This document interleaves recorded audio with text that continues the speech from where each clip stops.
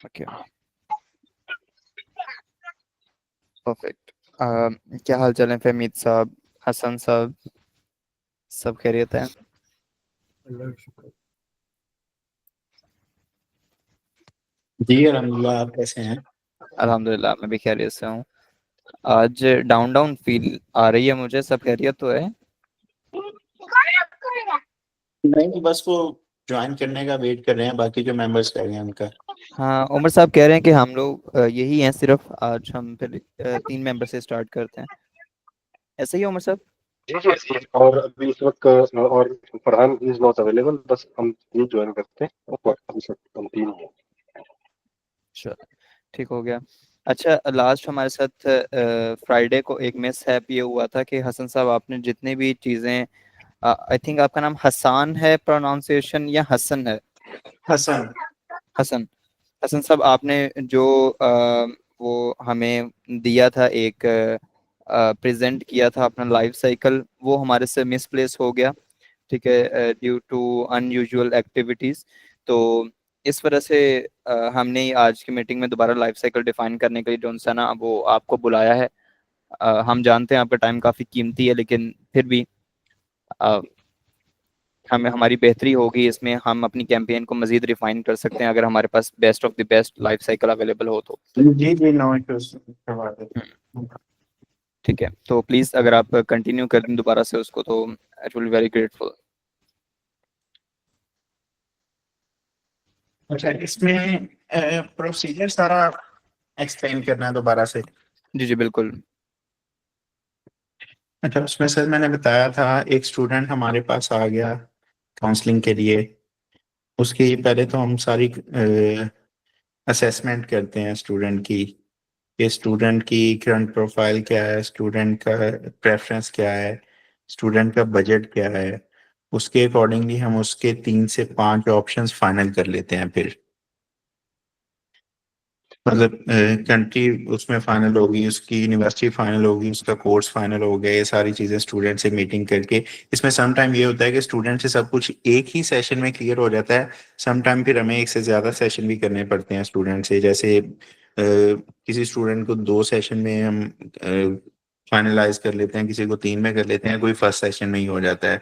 Mostly इनमें से ऐसे होते हैं जो फर्स्ट सेशन में ही सारा कुछ फाइनलाइज करके तो हमें बता देते हैं, फिर हम उनके वो ऑप्शंस फाइनल करके आगे प्रोसेस स्टार्ट कर देते हैं। कुछ स्टूडेंट्स ऐसे होते हैं जिन्होंने अपने पेरेंट्स से, फैमिली से डिस्कस करके, फिर वो अथॉरिटी मतलब खुद नहीं होते, तो उन्होंने फैमिली से डिस्कस करके फिर फाइनल करना होता है। तो इस तरह 3 से 5 ऑप्शन फाइनल करके हम उनका एप्लीकेशन प्रोसेस स्टार्ट कर देते हैं। हसन हसन अब सॉरी एप्लीकेशन फॉर प्रोसेस में डिस्टर्ब। इसमें एक चीज बताइएगा, ये 3 से जो ऑप्शन आपने इस्तेमाल किया है, काइंडली इसको एडमिट करें कि 3 से 5 कंट्रीज हैं, 3 से 5 यूनिवर्सिटीज हैं, या 3 से 5 कोर्सेज हैं? ये नहीं उमर भाई, कंट्री तो एक ही फाइनल हो गया ना। अब जो स्टूडेंट फॉर हाँ, एग्जांपल अगर आपने यूएस में फाइनल कर फॉर देता एग्जाम्पल है या यूके, यूके पे। ठीक है, अब आगे से explain कीजिए। जी, यूके पे कर देता है, उसमें फिर हम 3 से 5 ऑप्शन जो रखते हैं वो यूनिवर्सिटीज के रखते हैं, और हम उन्हीं को प्रेफरेंस देते हैं जहाँ से चांसेस होते हैं उसकी प्रोफाइल के अकॉर्डिंगली उसकी एक्सेप्टेंस आने के। क्योंकि अब फॉर एग्जांपल एक ये बच्चा आ गया, चांसेस उसके को ग्रेड्स हैं चांसेस को एक्सप्लेन करें बी जरा, सी डी। चांसेस को जरा एक्सप्लेन करें कि इसका वही क्या मैं मतलब करने लगा हूँ। है। एक स्टूडेंट है, उसके ग्रेड हैं बी सी डी, और वो अपनी जो प्रेफरेंस है उसकी वो लेके आ गया है ऑक्सफोर्ड, कैम्ब्रिज या durham यूनिवर्सिटी, क्वींस यूनिवर्सिटी, इस तरह। अब हमें पता है कि उस स्टूडेंट का इन यूनिवर्सिटीज में एडमिशन नहीं हो सकता, तो उसके लिए हमें थोड़ा सा स्टूडेंट के दिमाग को नीचे लाना पड़ता है। भाई ख्वाबों की दुनिया से बाहर आके थोड़ा रियलिटी में आओ। आपके ये ग्रेड्स हैं, इन ग्रेड्स पे ये ऑप्शंस पॉसिबल ही नहीं है, क्योंकि उनकी मिनिमम रिक्वायरमेंट ये है। फॉर एग्जांपल किसी की ए स्टार एज रिक्वायरमेंट होती है जो बहुत हाई रैंक यूनिवर्सिटीज हैं, और स्टूडेंट के ग्रेड्स ए बी सी हैं या बी सी डी है जो भी है, फिर उसके अकॉर्डिंगली हम उसके ऑप्शंस फाइनल करते हैं। कोशिश यही होती है कि जो स्टूडेंट अच्छी यूनिवर्सिटी में जाना चाहता है उसे किसी ना किसी तरह अच्छी यूनिवर्सिटी में हम प्लेस करवा दें, क्योंकि कुछ अच्छी यूनिवर्सिटीज भी हैं जैसे रसल ग्रुप भी हैं, वो डायरेक्ट बच्चे को कम ग्रेड्स पे नहीं लेती, उनकी रिक्वायरमेंट है ए स्टार या एज। अब वो ही यूनिवर्सिटी पाथवेज के थ्रू बच्चे को ले लेती हैं। फॉर एग्जांपल उनकी रिक्वायरमेंट है BCD पाथवे की या CCC या BBB, तो हम कोशिश करते हैं, एक बच्चा हमारे पास लीड्स के लिए आया है, लीड्स की रिक्वायरमेंट A*A है और वो बच्चा उसके लिए क्वालिफाई नहीं करता, हम ए स्टार ए को जरा एक्सप्लेन करते हैं कि आप ए लेवल के ग्रेड की बात कर रहे हैं या ओ लेवल से ग्रेड, लेवल के ग्रेड्स की बात कर रहे मिनिमम हैं। आप 3 ग्रेड्स की बात कर रहे हैं। जी, 3 मिनिमम ग्रेड्स। 3 ग्रेड्स, ठीक है, थैंक यू। 3 ग्रेड। अब यूनिवर्सिटी ऑफ लीड्स की एक एग्जांपल दे रहा हूँ सिंपल। फॉर एग्जांपल उसकी रिक्वायरमेंट है कि वो A*A और A, ये 3 ग्रेड्स की रिक्वायरमेंट है बच्चे की। अब बच्चे के स्टार आए हैं B और C। अब हमें पता है डायरेक्ट यूनिवर्सिटी इस पे हमें वो एडमिशन नहीं देगी। अब हमारे पास सेकंड जो रूट है उस बच्चे को पाथवे के जरिए डालने का है। हम उसे डायरेक्ट अंडर ग्रेजुएट की बजाय इंटरनेशनल ईयर 1 में डाल देते हैं और वो बच्चे का यूनिवर्सिटी ऑफ लीड्स का एम भी पूरा हो गया और बच्चा प्लेस भी हो गया उन्हीं ग्रेड्स की बेस पे। उसमें ये होता है इंटरनेशनल ईयर 1 जैसे है, उसमें बच्चे को कोई भी एक्स्ट्रा ईयर नहीं पढ़ना पड़ता। बच्चा अपनी डिग्री 3 साल में ही कंप्लीट करता है। बस उसमें ये है कि बच्चे को फर्स्ट ईयर में थोड़े से कुछ वो एक्स्ट्रा सब्जेक्ट्स पढ़ाते हैं, जैसे इंग्लिश वगैरह इंप्रूव करने के लिए, या उनके कोई और 1-2 एडिशनल सब्जेक्ट होते हैं। तो बच्चे का कोर्स ड्यूरेशन भी सेम रहा 3 साल का, बच्चे को लीड्स यूनिवर्सिटी भी मिल गई और कोर्स भी हम कोशिश करते हैं जो बच्चा पढ़ना चाह रहा है उसी में उसको प्लेस करवाएं, क्योंकि कुछ पाथवेज होते हैं जो डायरेक्ट कोर्सेज यूनिवर्सिटीज ऑफर करती हैं, वो पाथवे के थ्रू नहीं करते। अब for example university of Leeds direct LLB offer कर रही है, हो सकता है पाथवे के थ्रू वो डायरेक्ट LLB ईयर 1 ऑफर ना कर रहे हो, उसके लिए फिर बच्चे को फाउंडेशन के थ्रू 1 साल एक्स्ट्रा पढ़ना पड़ता है। वो खैर जो भी ऑप्शंस होते हैं हम बच्चे को सारे एक्सप्लेन कर देते हैं, उसके बाद जो भी बच्चा डिसीजन करता है हम उसके अकॉर्डिंगली उसे प्लेस करवा देते हैं, या हम कोशिश करते हैं लीड्स के, जैसे लीड्स की एग्जाम्पल हम दे रहे थे, लीड्स के आसपास कोई यूनिवर्सिटी हो जो जिसकी रैंकिंग भी अच्छी हो, वहाँ पे उसके ग्रेड्स भी वो क्वालिफाई कर रहा हो और उसका कोर्स भी अवेलेबल हो, तो हम वो भी ऑप्शन बच्चे के सामने रख देते हैं। फिर जो भी फाइनल होता है उसमें उसकी एप्लीकेशन हम प्रोसेस करवा देते हैं। अब एप्लीकेशन बच्चे की प्रोसेस हो गई, उसके बाद बच्चे की ऑफर लेटर आना है या एक्सेप्टेंस लेटर जो भी उसे बोल रहे हैं। अब वो एक्सेप्टेंस लेटर आएगा या तो कंडीशनल या फिर अनकंडीशनल। अब कंडीशनल में जैसे उस दिन हमने डिटेल डिस्कशन किया था कि कुछ बच्चे की कंडीशंस आ सकती हैं, बच्चे का इंग्लिश लैंग्वेज टेस्ट अवेलेबल नहीं है, आइल्स बच्चे ने अभी नहीं किया हुआ, आइल्स या PT या टोफल जो भी रिक्वायरमेंट है उसकी, वो बच्चा कहता है कि मैं ऑफर आने के बाद उसमें अपीयर होऊंगा। बच्चे की कंडीशनल ऑफर आ गई, बच्चे ने आइल्स में अपीयर हुआ, उसका रिजल्ट हमें दिया, हमने यूनिवर्सिटी को भेजा, बच्चे की अनकंडीशनल आ गई। अब या तो बच्चा डायरेक्ट अनकंडीशनल ऑफर लेगा या फिर कंडीशनल ऑफर लेके उसके बाद डॉक्यूमेंट्स प्रोवाइड करके अनकंडीशनल पे आएगा।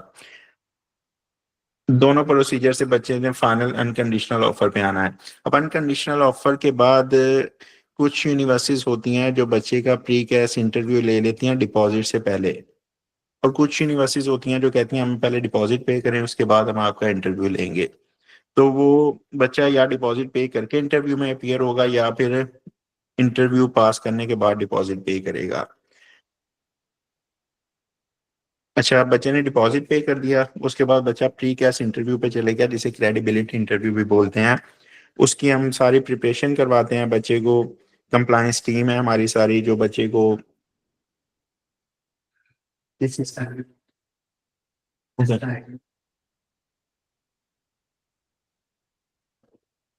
सॉरी। अच्छा, अब बच्चे की कंप्लायंस टीम सारी उसे साथ लेके चलती है, जो उसे इंटरव्यू की तैयारी करवाती है।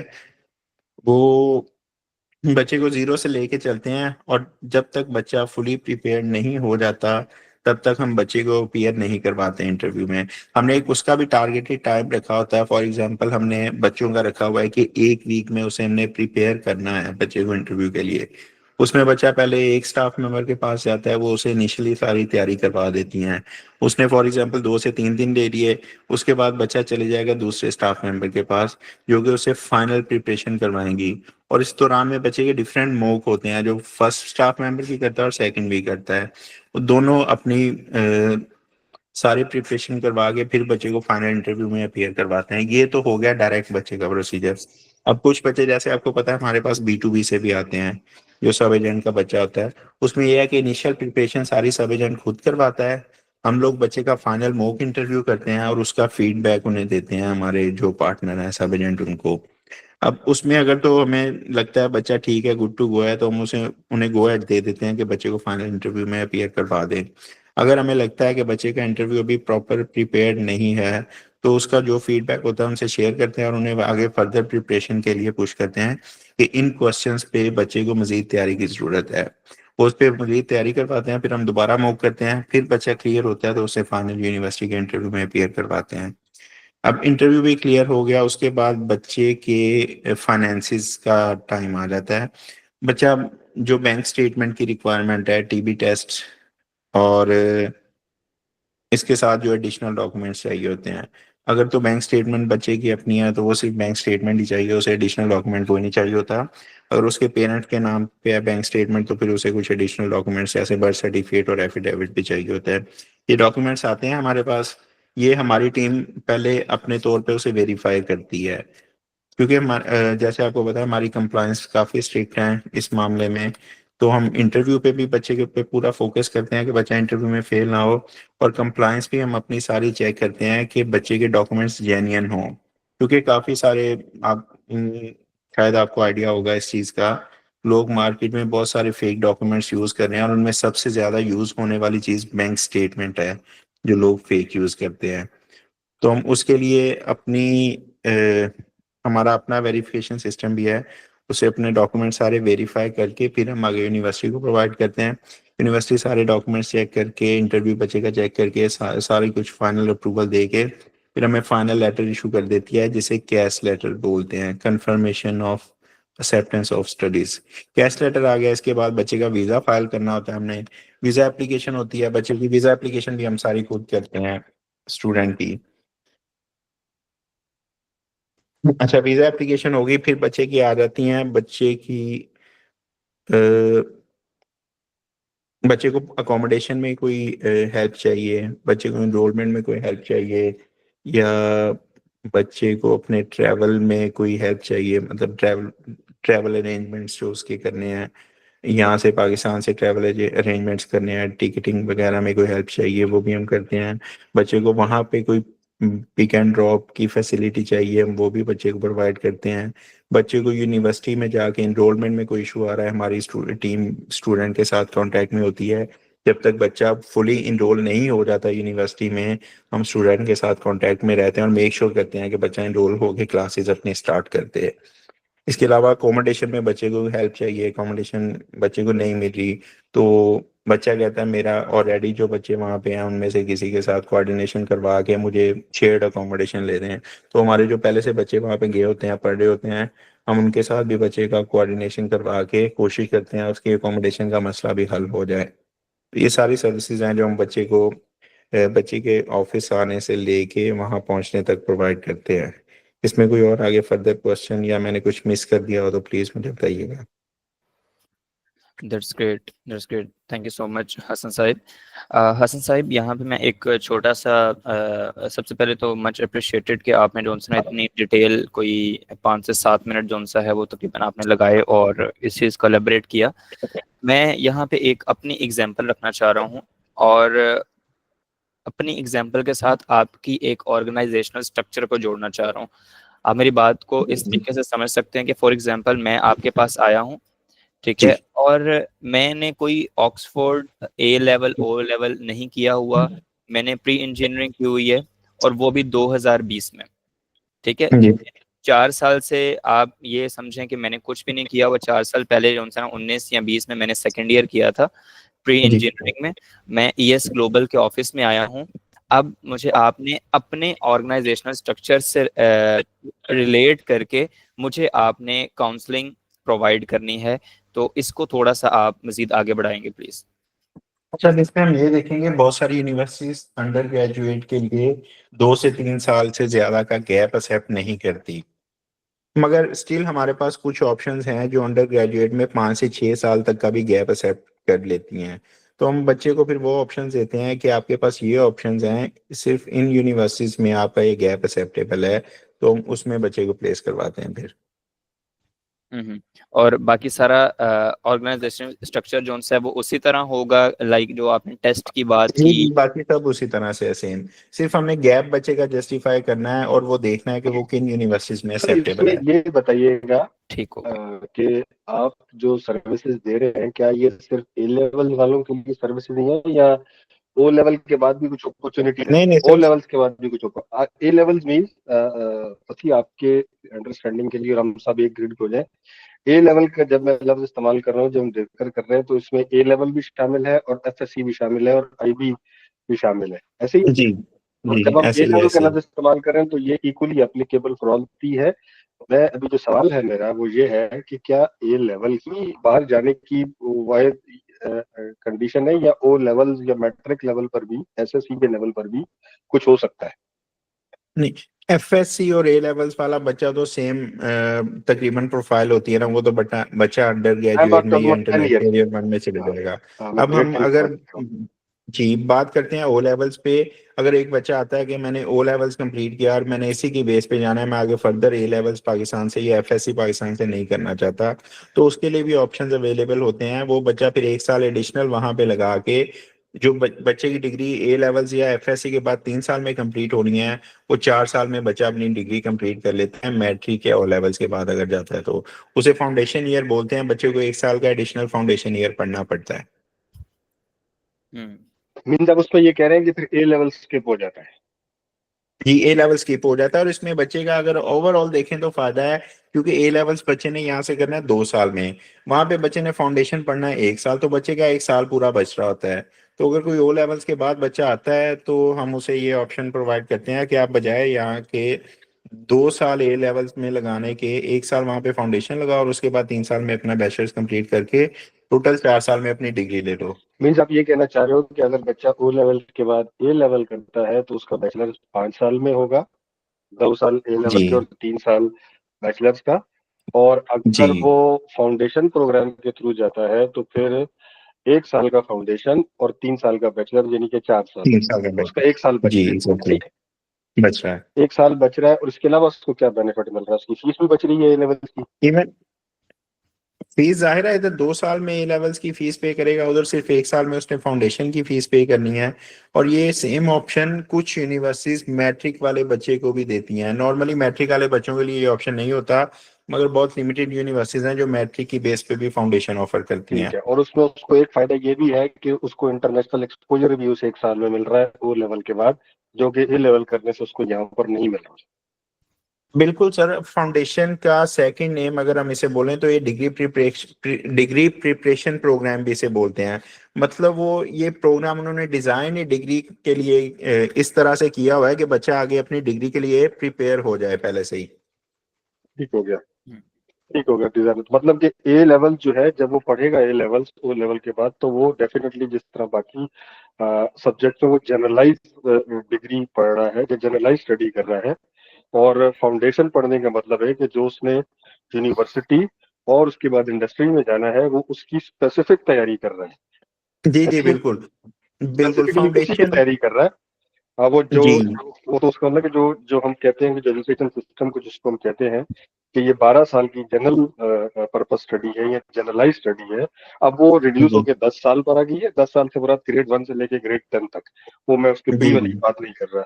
और उसके बाद जो है 2 साल जो उसने मजीद जो जनरलाइज स्टडी करनी थी, अब ड्यू टू काउंसलिंग और due to the facilities available और ड्यू टू अपॉर्चुनिटीज अवेलेबल, अब वो फाउंडेशन में जाएगा, जो कि अब वो स्पेशलाइज स्टडी की तरफ जाना शुरू करती है। फॉर एग्जांपल, अगर उसने मैकेनिकल इंजीनियरिंग पढ़नी है या इलेक्ट्रिकल इंजीनियरिंग पढ़नी है, तो वो फाउंडेशन के कोर्स इस तरह से डिजाइन होंगे जो उसको यूनिवर्सिटी में हेल्प आउट करेंगे।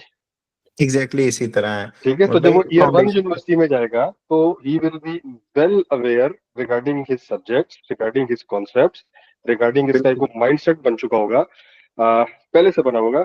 बनिस्बत उस स्टूडेंट के जो ए लेवल करने के बाद ईयर 1 में जाके बैठेगा, वो जितना भी काबिल स्टूडेंट होगा, वो एटलीस्ट जो इनिशियल सेमेस्टर्स में जो उसको प्रॉब्लम्स आएंगे, वो फाउंडेशन वाले स्टूडेंट्स को नहीं आते।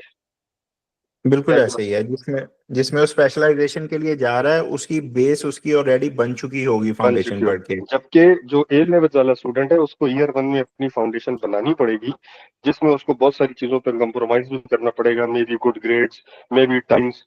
जो बाकी जो फाउंडेशन वाला बच्चा 4 घंटे पढ़ रहा है तो उसको हो सकता है 8 घंटे पढ़ना पड़े, वो 4 घंटे जी जॉब में या फर्दर रिसर्च में अप्लाई कर सकता है, लेकिन वो अपनी फाउंडेशन बनाने में लगा हुआ है ए लेवल वाला स्टूडेंट। ऐसे जी ही जी, स्पेशली लैंग्वेज स्किल्स बहुत इंप्रूव हो जाती हैं, क्योंकि फाउंडेशन प्रोग्राम में वो अलग से एक लैंग्वेज का सब्जेक्ट भी पढ़ाते हैं, इंग्लिश लैंग्वेज का। ठीक हो गया। तो बच्चे की एटलीस्ट लैंग्वेज उनके लेवल पे आ जाती है सेकंड ईयर में दैट्स जाके। That's cool. अब मुझे ये बताइएगा कि अगर तो इतने इसके एडवांटेजेस और फवाइद हैं, तो फिर मुझे ए लेवल करने की क्या जरूरत है? मैं ओ लेवल के बाद फाउंडेशन में ही जाऊँ डायरेक्ट? सर अगर तो इसमें इस तरह है, जो बहुत हाई रैंक यूनिवर्सिटीज होती हैं ना, जैसे हम इनकी बात कर लें रसल ग्रुप ऑक्सफोर्ड या कैम्ब्रिज वगैरह की। ऑक्सब्रिज है, जी, आईवी लीग है, रसल इनमें ग्रुप बहुत है। सारी यूनिवर्सिटीज हैं जिनकी मिनिमम रिक्वायरमेंट की ए लेवल्स की होती है, चाहे बच्चा फाउंडेशन में भी जा रहा है। तो अगर तो गुड, ठीक है। आई जी, होप फसी आपको ये बात समझ आ गई है। ये जो बिल्कुल बिल्कुल। कि मतलब हम्म। एमआईटी में अगर अगर तो आपने बच्चे जाना ने है। इन यूनिवर्सिटीज में नहीं जाना ना, तो फिर तो बच्चा फाउंडेशन के थ्रू जाए, बजाय यहाँ के 2 साल में ए लेवल्स करे। अच्छा अच्छा। अगर बच्चे ने की रिक्वायरमेंट ही नहीं है कि मैंने इन यूनिवर्सिटीज में जाना है, तो फिर सिंपल बच्चा ए लेवल्स करने की बजाय 1 साल का फाउंडेशन करे और 3 साल आगे पढ़ के अपनी 4 साल में डिग्री कंप्लीट अच्छा, करे। इसको अगर तो उस हम इस तरह से देखें कि यूनिवर्सिटीज को अगर हम 3 टीयर्स में डिवाइड कर दें, एक टॉप टीयर, एक मिडिल टीयर और एक लोअर टीयर, तो हम इसको अगर इस तरह जी से समराइज करें कि अगर टॉप टीयर यूनिवर्सिटीज में जाना है तो ए लेवल लाजमी है, ठीक है? और अगर नहीं, टॉप टीयर में भी काफी सारी यूनिवर्सिटीज ओ लेवल की बेस पे दे देती हैं।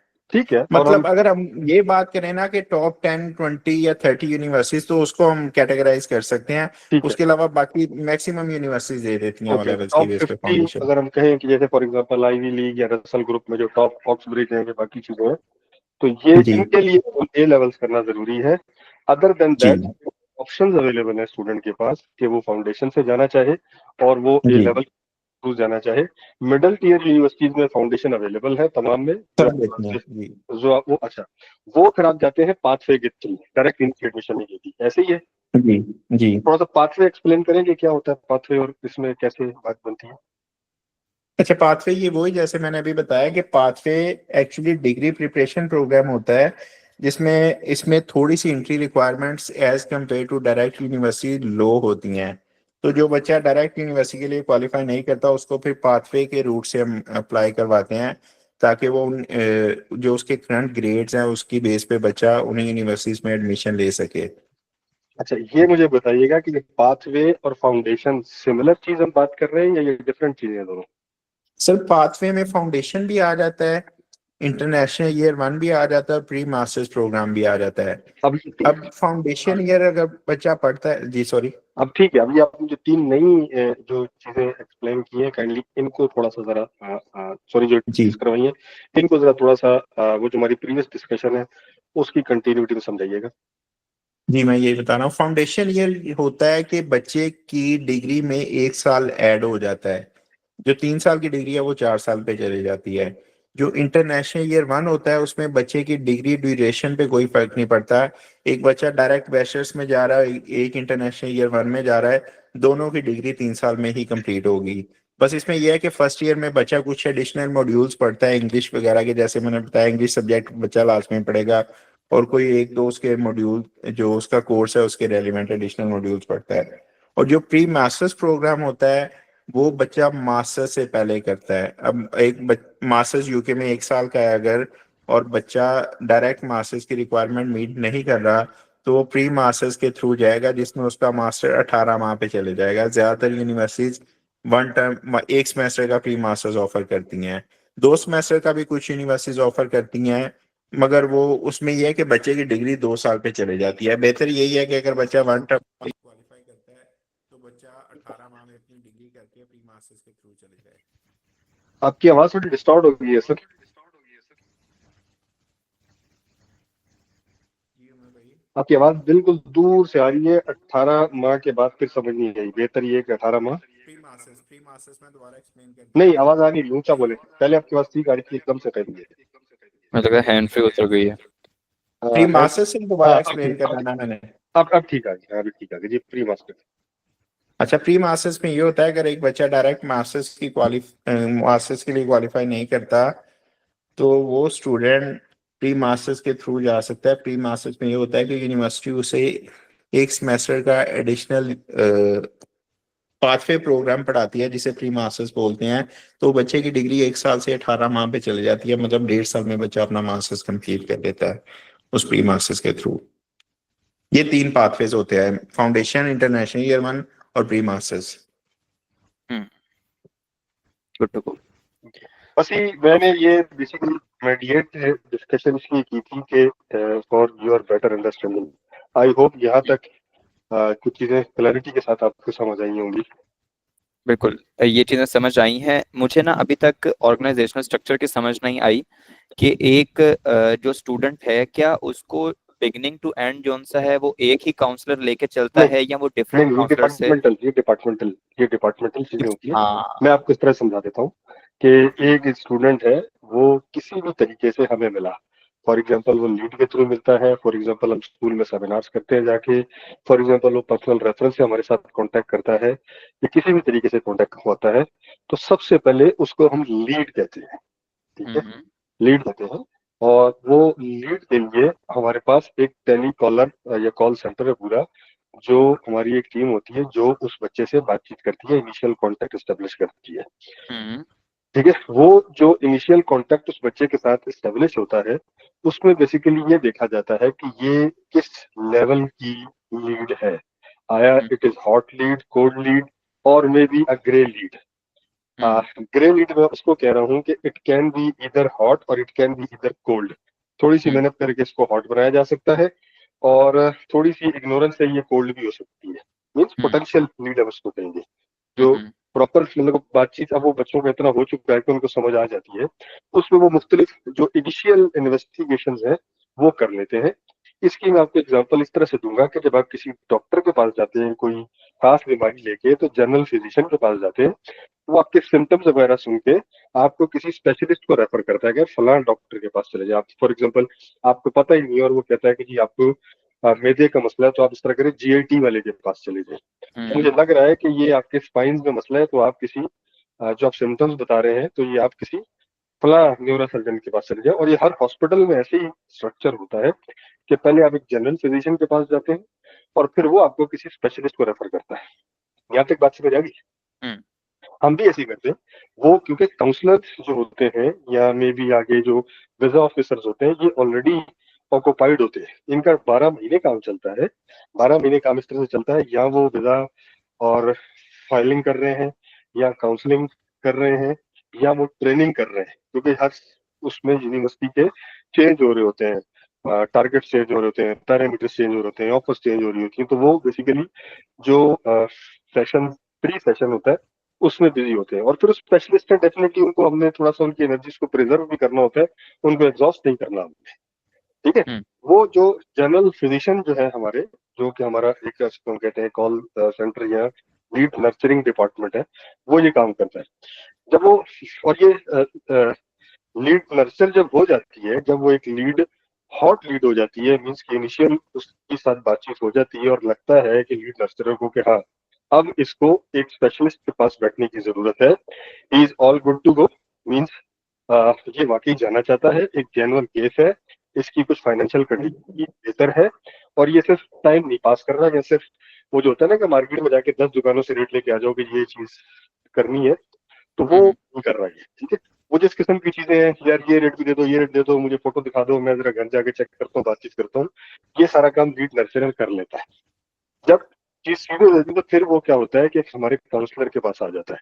काउंसलर उसको जो है वो उसका सीरम पे उसका वो स्टेटस चेंज कर देता है, और वो कर लेता है काउंसलर के पास, कि अब ये किसी काउंसलर के पास चला जाएगा। तो काउंसलर में क्या होता है कि जो काउंसलिंग हेड है वो क्या करती हैं कि वो ये देखते हैं कि ये लीड किस सिटी की है और किस कंट्री की है। दो चीजें देखेंगे। ठीक है जी, हमारे डायरेक्टर ऑपरेशन है नॉर्मली ये देखते हैं उसको, ही हमारे सीईओ देखते हैं कि ये क्या है। तो फॉर एग्जांपल एक लीड है फैसलाबाद की, और वो बच्चा है ऑस्ट्रेलिया जाना चाहता है। ठीक है, तो हम क्या करते हैं कि वो फैसलाबाद ऑफिस को असाइन कर देते हैं। ये मोहम्मद आतिफ साहब बैठे हुए हैं, ये बेसिकली फैसलाबाद ऑफिस से जिस तरह देखते हैं, तो उसका नियरेस्ट ऑफिस फैसलाबाद है, so that if he wants to visit तो और जो बाकी चीजें हैं वो उसमें देख ले। तो वो क्या होता है कि वो फैसलाबाद ऑफिस को हम मार्क कर देते हैं, और at the same time Faisalabad office में अगर ऑस्ट्रेलियन काउंसलर ऑस्ट्रेलिया के से रिलेटेड कोई स्पेशलाइज्ड काउंसलर अवेलेबल है तो ठीक है, नहीं है तो हम फैसलाबाद में जो काउंसलर अवेलेबल है उसको ऑस्ट्रेलिया का जो काउंसलर अगर किसी और ऑफिस में अवेलेबल है या हेड ऑफिस में अवेलेबल है तो हम उसको उसे बता देते हैं कि गाइड हिम प्रॉपरली, एंड वो जो काउंसलर है वो फेस टू फेस उससे मिल रहा होता है। तो फेस टू फेस काउंसलर उसको अगर तो वहां पर अवेलेबल है तो वो बातचीत शुरू हो जाती है इनकी। वो जिसकी हसन ने बातचीत की कि 1 सेशन या 2 सेशन या 3 सेशन होते हैं, मे भी बच्चा आता है वो कहता है जी ठीक है मुझे समझ आ गई है, यू गो थ्रू इट। पहले सेशन में अपने पेरेंट्स के साथ आ जाते हैं, या होता है कि बच्चा कहता है ठीक है मैं कल अपने पेरेंट्स को लेके आऊंगा, तो वो अपने नोट सीआरएम में लगा देता है, फॉलो अप उसको वहां से वो लिख देता है, फिर ये मीटिंग होगी है, ये हमारी बातचीत हुई है, इस डेट को दोबारा इसका फॉलो अप है, हमने फॉलो करना, और वो फिर अपने टाइम पे नोटिफिकेशन और पुश नोटिफिकेशन और ईमेल चली जाती है, और फिर वही काउंसलर उसको बातचीत करता रहते हैं। अब काउंसलर ने उसके साथ बातचीत कर ली, फाइनलाइज होगी, वो काउंसलर के साथ बैठ के उसने अपनी जो स्ट्रेंथ एंड वीकनेसेस जिस तरह हसन ने बताई है, ग्रेड्स हैं, शहर है, शहर में जाके रहना है, एक्सपेंसिव सिटी है, उसमें अकोमोडेशन है, ये सारी बेसिक चीजें उसने जो इनिशियल चीजें मैं कहूंगा, बेसिक नहीं कहूंगा, जो उसने फाइनलाइज कर ली, कोर्स फाइनलाइज कर लिया, यूनिवर्सिटी फाइनलाइज कर ली, कंसल्टेंसी फीस पे कर दी है। अब वो क्या करेगा, उसको लीड से वो एनरोल्ड हुआ हमारे पास, और एनरोल्ड से अब उसको हम स्टूडेंट की कैटेगरी में उसका चेंज करते हैं कि जी स्टूडेंट बन गया ये, तो ये चला जाएगी सिलसिले का सारा वीजा एप्लीकेशन ऑफिसर के पास चला जाता है। ठीक है, तो वो क्या करता है कि उसकी वीजा एप्लीकेशन ऑफिसर जो वीजा वाला डिपार्टमेंट है, ये वो उसकी एप्लीकेशन प्रोसेस कर देता है वीजा के लिए। यूनिवर्सिटी वाला काम जो है सारे का सारा ये काउंसलर करता है। जब ये काम फाइनलाइज हो जाता है तो उसके बाद वो कैश वगैरह जो बाकी चीजें इशू हो जाती हैं जिनका भी हमने जिक्र किया था, उसके बाद फिर उसकी वीजा फाइलिंग आ जाती है। वीजा फाइलिंग जो है वो अच्छा, इस दौरान एक और डिपार्टमेंट इनको देख रहा होता है, उनका नाम है कंप्लाइंस। बेसिकली वो वीजा फाइलिंग से पहले कंप्लाइंस वाले उस बच्चे के क्योंकि कंप्लाइंस वालों के दो काम है, एक वीजा फाइलिंग से पहले और एक वीजा फाइलिंग के बाद, ये साइमल्टेनियसली कर सकते हैं। वीजा फाइलिंग से पहले क्या करते हैं, वो डॉक्यूमेंटेशन को देखते हैं कि ये वेरीफाइड है, ओरिजिनल है, ऑथेंटिक है, उसमें कोई टेक्निकल प्रॉब्लम तो नहीं है, कुछ डेट्स के इश्यूज तो नहीं है, नेम का स्पेलिंग तो नहीं है, क्या जो काउंसलर ने, हो सकता है ना गलती हो सकती है उससे, तो क्या काउंसलर ने जो उसके ग्रेड्स लिखे हुए हैं या दिए हुए हैं कहीं वो गलत तो नहीं हो गए, कोई कहीं ना कहीं मिसमैच तो नहीं हो गया। तो ये बेसिकली एक ओवर चेक होता है उसके लिए, और ये स्पेसिफिकली रिक्वायर्ड होता है अकाउंट्स डॉक्यूमेंट के लिए कि बैंक स्टेटमेंट फेक तो नहीं है, या जो रिक्वायर्ड अमाउंट है वो डॉलर या पाउंड की फ्लक्चुएशन की वजह से वो कहीं कम ज्यादा तो नहीं हो गया। हम वीजा फाइल कर दें और पता लगे कि वो जो रिक्वायर्ड अमाउंट था यूनिवर्सिटी का कि बैंक में इतने ड्यूरेशन के लिए इतना पैसा होना चाहिए, वो नहीं है, वगैरह वगैरह। वो जब हो जाता है तो वीजा ऑफिस मीन साइमल्टेनियसली हो जाता है, वो सीआरएम टेक कर रहे हैं कि ठीक है जी मेरी तरफ से ये क्लियर है, तो वीजा एप्लीकेशन ऑफिसर जो है वो फिर उसकी वीजा एप्लीकेशन फाइल करता है।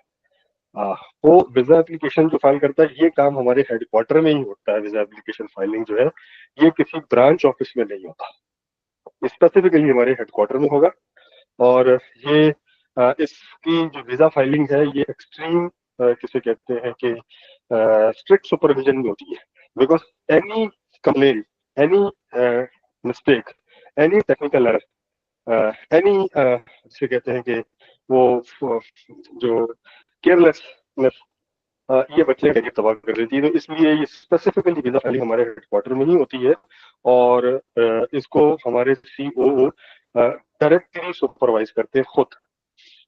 वो बाकी तमाम तो उन्होंने अथॉरिटी डेलीगेट की हुई है, लेकिन ओवरऑल जो इसको लुक आफ्टर करते हैं वीजा फाइलिंग को, वो खुद फाइल करते हैं, खुद देखते हैं उसको, क्योंकि बच्चा 10 साल के लिए बैन भी हो जाता है समटाइम्स आपकी छोटी सी गलती की वजह से। और ये एक बहुत जिसे कहते हैं की फीचर है जिसकी वजह से हर शख्स जो है वो यूनिवर्सिटी जो है उसको नहीं दे पाती, क्योंकि आप मार्केट में लिखते हैं कि सक्सेस रेशो क्या है, आपका वीजा सक्सेस रेशो क्या है, जो कि हम अपने फाइल में प्रोफाइल में हम ये क्लेम करते हैं कि 90% एंड प्लस हमारा सक्सेस रेट है। ये मजीद अभी के इस साल का जब सेशन क्लोज होगा तो हम आपको बता भी देते हैं, ये हसन से मैं रिक्वेस्ट करूंगा बना भी लेगा और आपको बता भी देंगे कि हमारे पिछले सेशन का सक्सेस रेशो क्या था।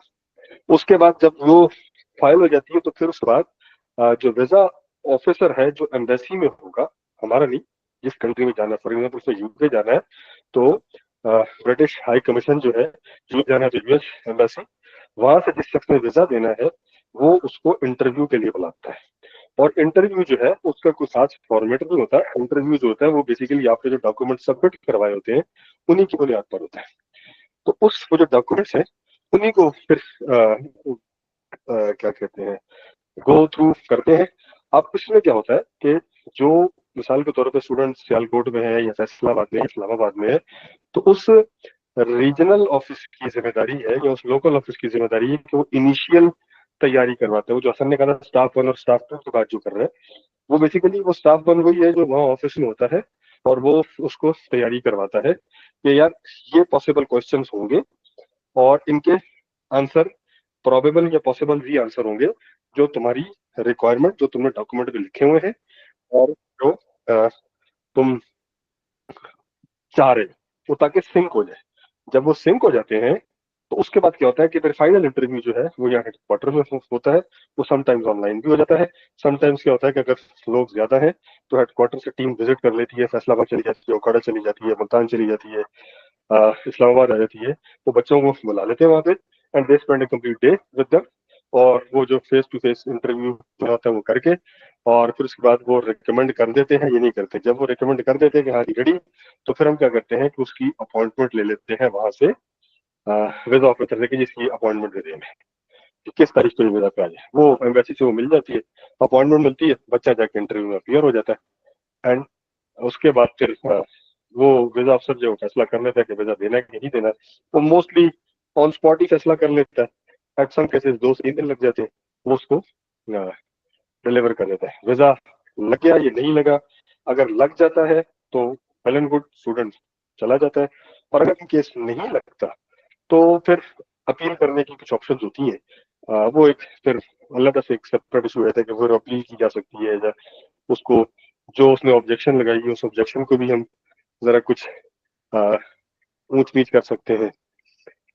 वो जो उसने ऑब्जेक्शन लगा के वीजा रिजेक्ट किया है उस रिजेक्शन की जो ऑब्जेक्शन को भी हम क्या कहते हैं एड्रेस कर सकते हैं। तो ये फैसिलिटीज होती है वहाँ पे। ऐसा नहीं होता कि ऑल टुगेदर उसने कह दिया कि नो तो नो का मतलब है कि वो बिल्कुल इनकारी हो गया, अब दोबारा आप बात नहीं कर सकते उसके साथ। समटाइम अंडरस्टैंडिंग हो जाती है वगैरह वगैरह।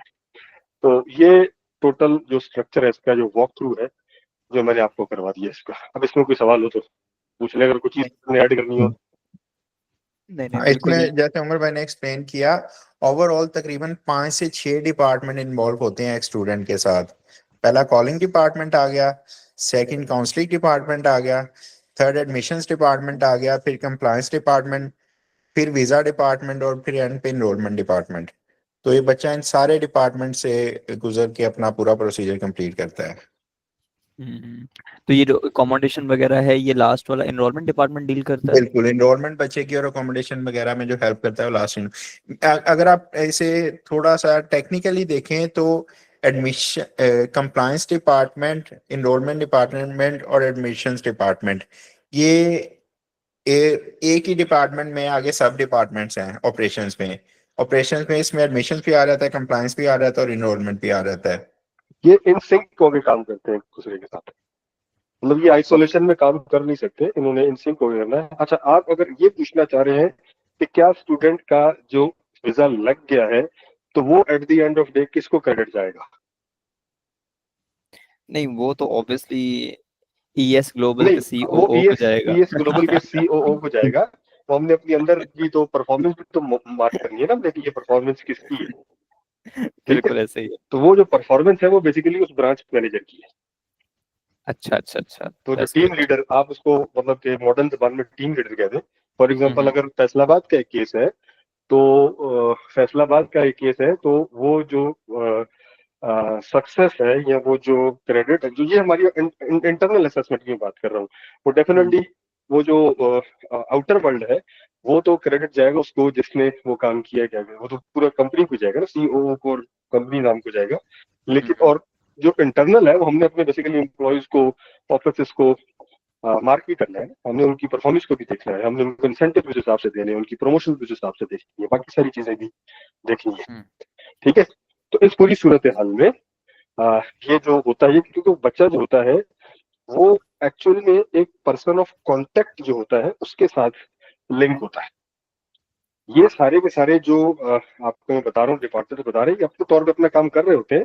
अगर बच्चे को कोई इशू फेस हो रहा है या डिपार्टमेंट वाले को कुछ इशू फेस हो रहा है, तो एक्चुअली वो ब्रांच मैनेजर को बताते हैं कि भाई आपका केस है, फैसलाबाद का केस है, या उकाड़ा का केस है, या मुल्तान का केस है, तो काइंडली ये चीज हमें रिक्वायर्ड है, ये फला चीज रिक्वायर्ड है, तो ये हमें जरा पूरी करके दें, या बच्चे से चेक करके बताएंगे, इंटरव्यू अरेंज करवाएं, या ऑफिस में बुलाएं उसको बिठा के ये चीजें फिल करानी है।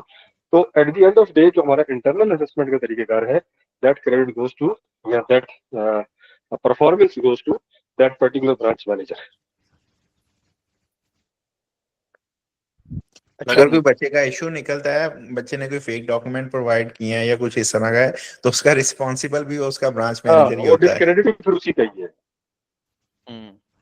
ठीक है, मतलब कि इसकी मैं आपको एग्जांपल दूं कि, और इसमें हम ये भी देखते हैं कि मार्केट में समटाइम्स कुछ ट्रेंड्स आते हैं।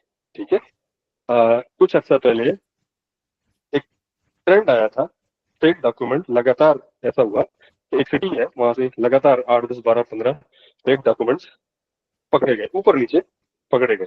तो उस यूनिवर्सिटी ने क्या किया, और उसने क्या किया, उसने वो शहर ही बैन कर दिया। अब मैं उसका नाम नहीं लेना चाहता, ये मतलब कि रिकॉर्डेड मीटिंग है और वो ऐसे बस डिफेमेशन वाली बात हो जाती है। तो उस यूनिवर्सिटी ने क्या किया, उस यूनिवर्सिटी ने बैन कर दिया कि भाई इस शहर से मैंने बच्चे नहीं लेने। ठीक है, तो ऐसा नहीं कि क्रेडिट है, तो at the same time discredit भी उस ब्रांच मैनेजर को ही या उस टीम लीडर को ही जा रहा है जिसका वो इशू है, जिसका वो केस है। तो आप जब केसेस भेजेंगे हमारे पास, तो डेफिनेटली वो केसेस एक जगह के नहीं होंगे, वो केसेस इसी तरह से ही होंगे। ये फहमित ने बताया कि वो केस कहीं से होगा, फैसलाबाद से बच्चा कोई रब्ता करेगा, कोई बच्चा उपाड़ा से करेगा, कोई बच्चा गुजरांवाला से करेगा। तो हम ये सारे के सारे जो नाम है, ये हम उसी को ही शेयर कर देंगे उसके साथ। जी सारे मोहम्मद साहब ने हैंड रेज किया है, कुछ कहना चाह रहे हैं ये हैंड रेस किया, कुछ कहना चाह रहा होगा। या गलती से हो गया होगा? नहीं, अच्छा, गलती से नहीं होता। आतिफ क्या कहना चाह रहे हो बेटा? जी अस्सलाम वालेकुम सर, कैसे हैं सारे, सबको अस्सलाम वालेकुम। मैं सर ये कहना चाह रहा हूँ कि जो फेक डॉक्यूमेंट्स वाला है, इसका भी एक रिक्रूटिंग प्रोसीजर है हमारे पास। और प्लस जो भी स्टूडेंट्स आते हैं वो हमें एक एफिडेविट साइन करके देते हैं कि जो डॉक्यूमेंट्स दिए हैं वो उन्होंने अपनी मर्जी, अपने कंसर्न से दिए हैं। हसन साहब के पास उसका टेम्पलेट भी मौजूद है। तो किसी भी बच्चे के डॉक्यूमेंट्स उस एफिडेविट के साइन के बगैर हम सबमिट नहीं करते सर। परफेक्ट।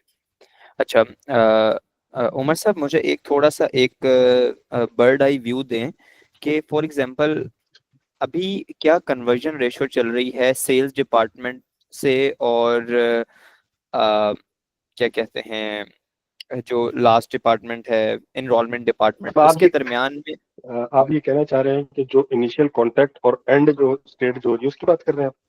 हाँ हाँ बिल्कुल बिल्कुल, ये ऐसे हसन ही इस है। पे आपको अपडेट करें। हसन बता इस पे क्या। जी प्लीज, एक मुझे परसेंटेज या नंबर और एक दे दें एक ताकि जनरल, मैं बस उससे, अभी इसमें हाँ बट, एग्जैक्ट डेटा तो नहीं होगा, बट आई हसन इसमें। हाँ हसन, हसन किधर है हसन? जी जी। अच्छा, इसमें यह है कि अभी तक जो ज्यादातर लीड्स आती हैं या जो भी स्टूडेंट आते हैं वो ज्यादातर हमारे पास होते हैं रेफरेंस से। रेफरल क्लाइंट आता है तो उसमें सक्सेस रेट बहुत ज्यादा होता है, मतलब हम 90% तक का भी बोल सकते हैं। जो डायरेक्ट लीड्स आती है ना मार्केट से, उस पे हमने इतनी ज्यादा वर्किंग की नहीं है अभी। अच्छा, उस पर वर्किंग की नहीं हुई वैसे, जितनी अगर वर्किंग की हुई है लाइक 10 पे की है, 100 पे की है, 1000 पे की है, उस पे क्या आपका माइंड क्या कहता है कि कितने परसेंट जो उनसे ना वो देखने को मिला है? मैं सिर्फ स्टेजेस मूव करने की रेशियो पूछ रहा हूँ, मैं कोई वीजा लगने की रेशियो नहीं पूछ रहा। इसमें मैं आपको गाइड कर देता हूँ, सब बता देता हूँ कि जैसे हसन ने बताया कि अभी हमने एक्चुअल में हमने आज तक कभी कोई प्रॉपर मार्केटिंग कैंपेन या नॉन रेफरल बिजनेस चलाया ही नहीं है, को बहुत ओके, स्पेसिफिक नहीं किया। इसमें सिर्फ ये नहीं है कि लीड आई है और हम उसको कन्वर्ट नहीं कर सके, हम मतलब कि इसको ये थोड़ा सा ना वो हो जाएगा, क्या कहते हैं, अनरियलिस्टिक सा वो कंपैरिजन हो जाएगा और ये ओवरऑल क्वालिटी को कंप्रोमाइज इसलिए कर जाएगा कि हर लड़का, हर बच्ची, मींस के हर लीड जिसको आप कांटेक्ट करते हैं वो पोटेंशियल लीड नहीं होती है।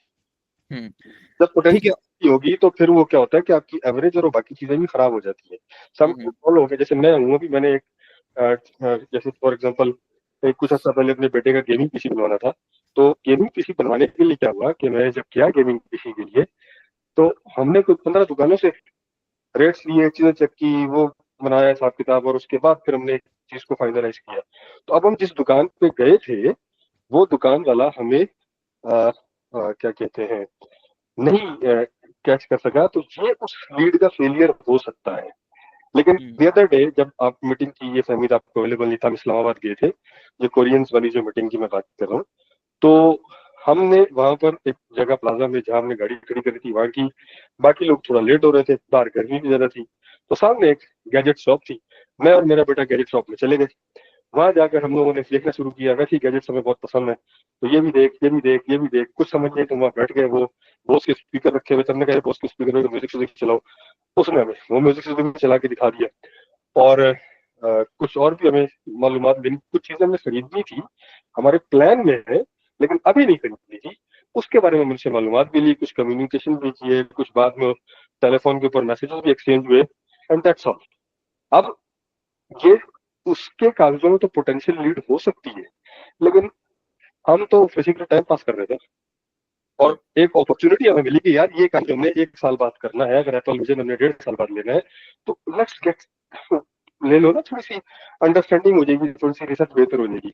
तो होता ये है कि जो मतलब कि जो नॉन रेफरेंस लीड्स होती है वो थोड़ी सी ऐसी हो जाती है कि आपका जो सवाल है उसमें सवाल का जवाब वो हम शायद बहुत प्रिसाइज न दे सके। सेम गोज टू आपके पास जब आप किसी स्कूल में या कॉलेज में सेमिनार करने जाते हैं, तो सेमिनार हो गया ऊपर खड़े हुए, अब होता क्या है कि ऑलमोस्ट सारे बच्चे रजिस्टर करवा देते हैं, ठीक है जी रजिस्टर कर लो मुझे। अब वो रजिस्टर से मुराद है कि 130, जैसे परसों भी मेरे पास एक IAS स्टूडेंट आई है, 130 बच्चे हैं उसके, वो लेवल के मिला के लेवल के। अब वो 130 बच्चे हैं, उन्होंने देखा जी बस आया हुआ स्कूल में बच्चे होते हैं, बैठ के वो रजिस्टर करवा देते हैं। अब वो रजिस्टर करवा देते हैं और फिर देखेंगे बाद में, फिर एग्जाम आ जाते हैं, एग्जाम के बाद वो अपने ये जो E-CAT और M-CAT में बिजी हो जाते हैं, या मे भी अपने वो फोर्सेज और सिविल सर्विसेज के एग्जाम में बिजी हो जाते हैं। जब वहां से फारिग होते हैं तो जब कोई ऑप्शन नहीं बची तो फिर कहते चले यार बाहर ही चले जाएंगे। तो ये मार्केट में ज्यादा होती है। तो अगर आपको याद हो कि फरहान के साथ जो आपकी एक मीटिंग हुई थी जो मैं अटेंड नहीं कर सका था, उसके बाद जो बातचीत हुई थी मेरी आपकी फरहान की, जिसमें हमने आपको गो अहेड दिया था, उसमें जो बात चल रही थी वो बात क्वालिटी लीड की चल रही थी। ठीक है, तो ये उस चीज पे बात की जा सकती है कि जो 40 लीड्स जिनको हम फाइनल करें कि यस ये लीड है, तो इन लीड्स पर बात की जा सकती है, क्योंकि वो जो क्वालिटी लीड है वो अगर नहीं कन्वर्ट हो पाएगी तो वो मेरी मिसमैनेजमेंट है, वो मेरी इनएफिशिएंसी है, वो मेरा प्रोसीजरल, वो मेरी गलती है, वो मेरे खाते में लिखी है, तो मुझे मतलब कि उसके ऊपर मैं अकाउंटेबल हूँ। क्योंकि जो एक चीज पोटेंशियल लीड ही नहीं है, अगर उसको मेरे खाते रिपोर्ट करना तो वो फिर मेरे स्टाफ के साथ भी ज्यादा हो जाएगी, क्योंकि अगर मतलब it is just not a number, may be आपके लिए एक एस्टिमेशन होगी, नंबर होगी, बट फॉर माई स्टाफ उनकी परफॉर्मेंस का सवाल है, and it will have a psychological bearing on them.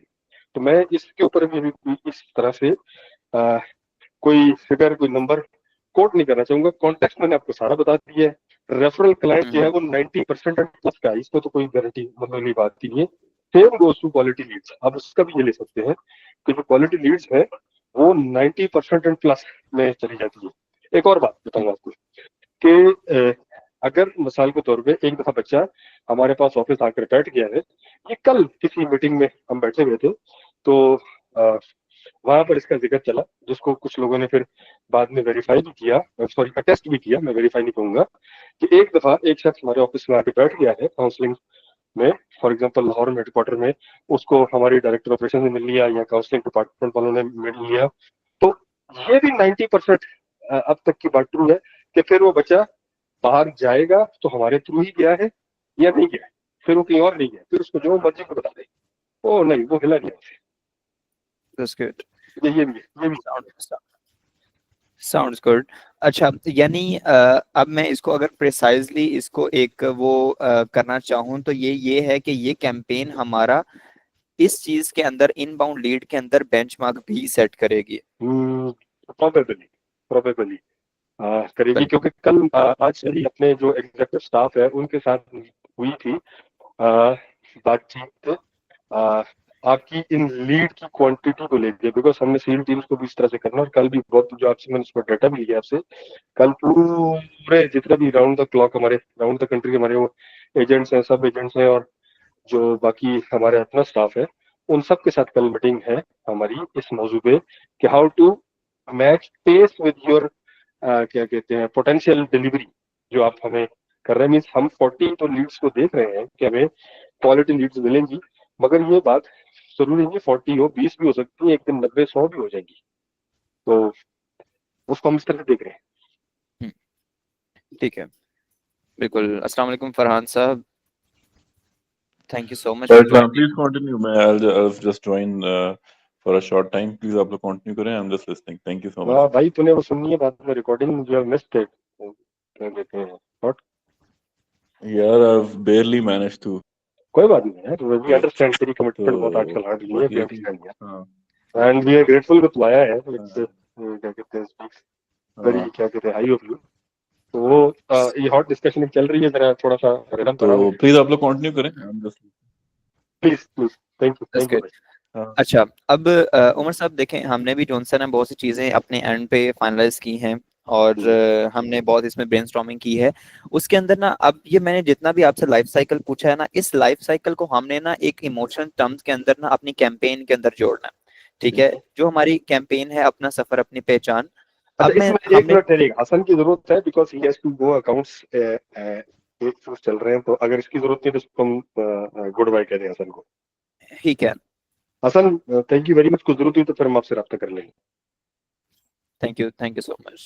Ji, thank you.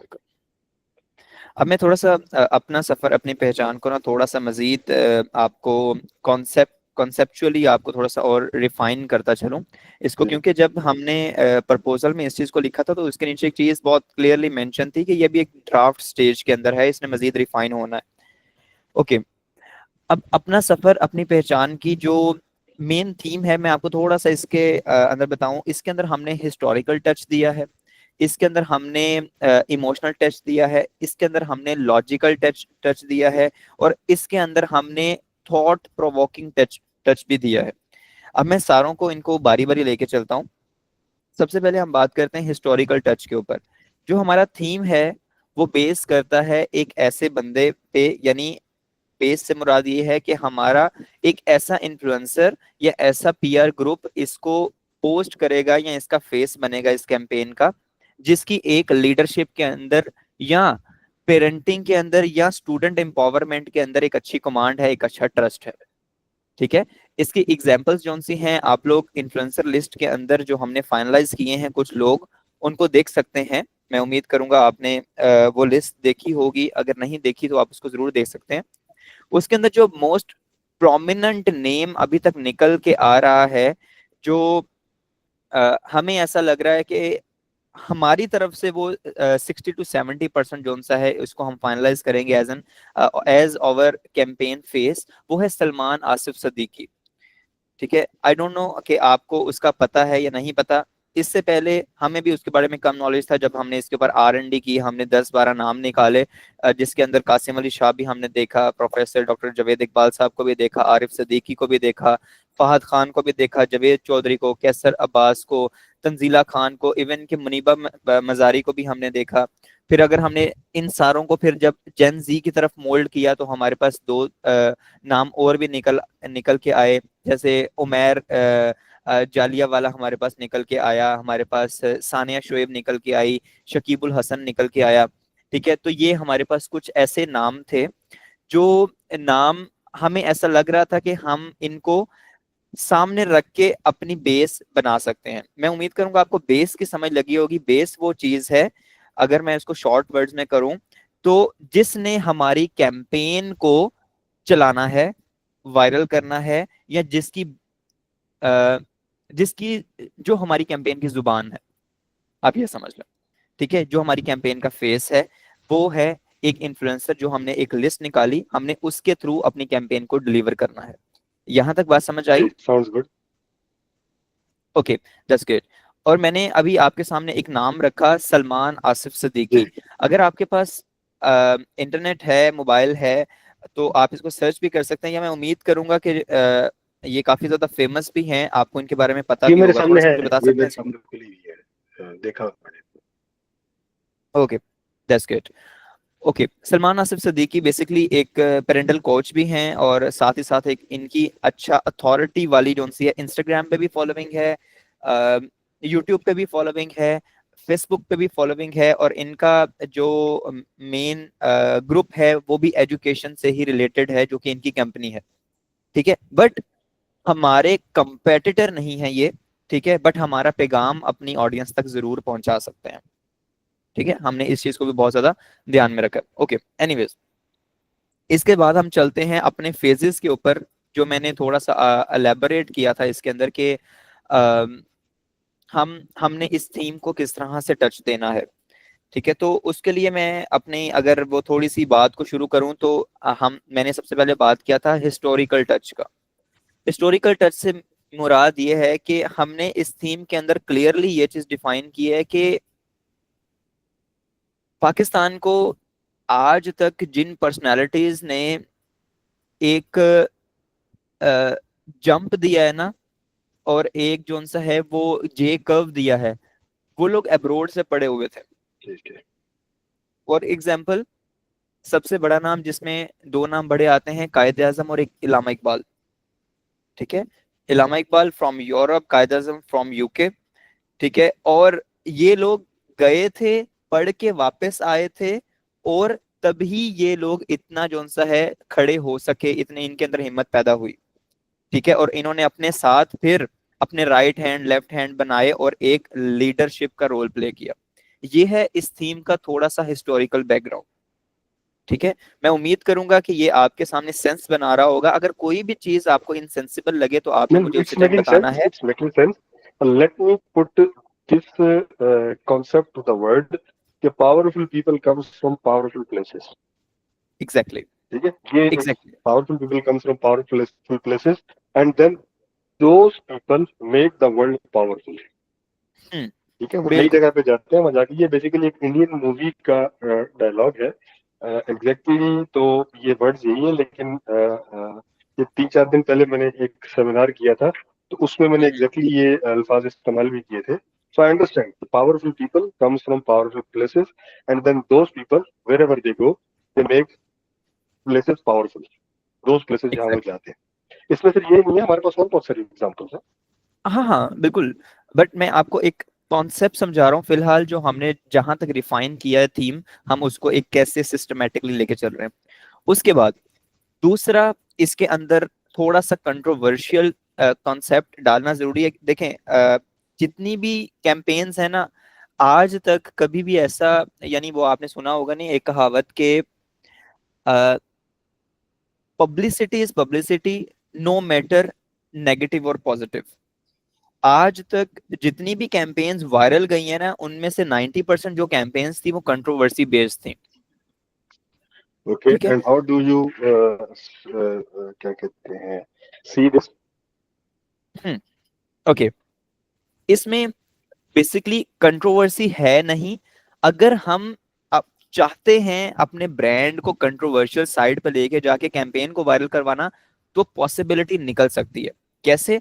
हमें हमेशा इसके अंदर एक जोन सा है ओपन एंडेड क्वेश्चन छोड़ना चाहिए हर कैंपेन में, और मेरा यही एक थीम है, एक कॉन्सेप्ट है मेरा और मेरी टीम का, कि हम एक कंट्रोवर्शियल पॉइंट लाजमी, एक ओपन एंडेड क्वेश्चन लाजमी छोड़ते हैं, जिसको हम खुद चाहें तो पॉजिटिव भी बना ले और खुद चाहें तो नेगेटिव भी कर दें, फॉर एग्जाम्पल? ठीक है। फॉर एग्जाम्पल, पाकिस्तान में उस लेवल की एजुकेशन की कमी है, और अगर है तो उस एजुकेशन के बाद ऐसी फैसिलिटीज नहीं है।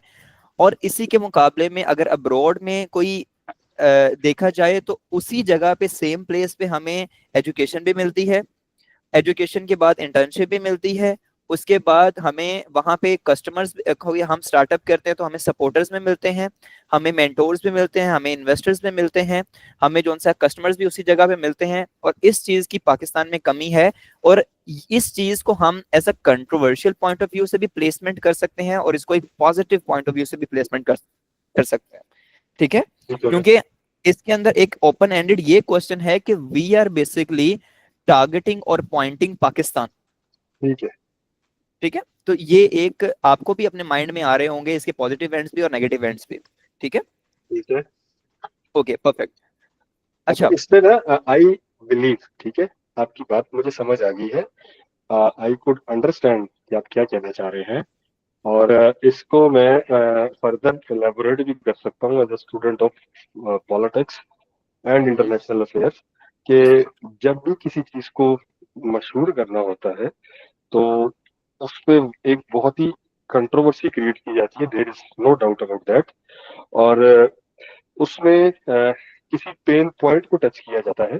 पॉइंट भी आपने राइटली आइडेंटिफाई किया हुआ है, थोड़ा सा उसको करना का। फॉर एग्जांपल रिसेंटली हमारे पास एक मूवी आई थी पठान, ठीक है, रिसेंटली हमारे पास एक मूवी आई थी पठान, और वो जो पठान मूवी है उसमें एक कंट्रोवर्सी क्रिएट की गई शुरू में, कि जिसमें दीपिका पादुकोण को ऑरेंज कलर के ड्रेस में दिखाया गया। ठीक है, वो ऑरेंज कलर का ड्रेस जो है उसके बाद फिर वो बेसिकली सिंबलाइज किया गया कि ये हाफ नेकेड टाइप खातून जो है ये पंडितों वाला ड्रेस पहन के खड़ी हुई है। ठीक है, अब वो रिलीजियस तबके को बताया गया और उन्होंने उसको ठीक ठाक उस पर एहतजाज भी किए और उसके ऊपर वो खड़े भी हुए और रौला सला भी डाला। तो जिसको नहीं भी पता था कि अभी सिर्फ एक तस्वीर उन्होंने रिलीज की थी इनिशियली, कि ये किसी को नहीं पता तो लेट्स गो बाय दैट। और उसके बाद वो एक क्या कहते हैं टॉक ऑफ द टाउन बन गया। आफ्टर दैट उन्होंने फिर एक गाना रिलीज किया, बेशरम रंग, और उसमें उन्होंने उस जो लोग जो बात कह रहे थे उसको उन्होंने वेरीफाई भी कर दिया कि हाँ ये ऐसे ही है जैसे लोग कह रहे हैं।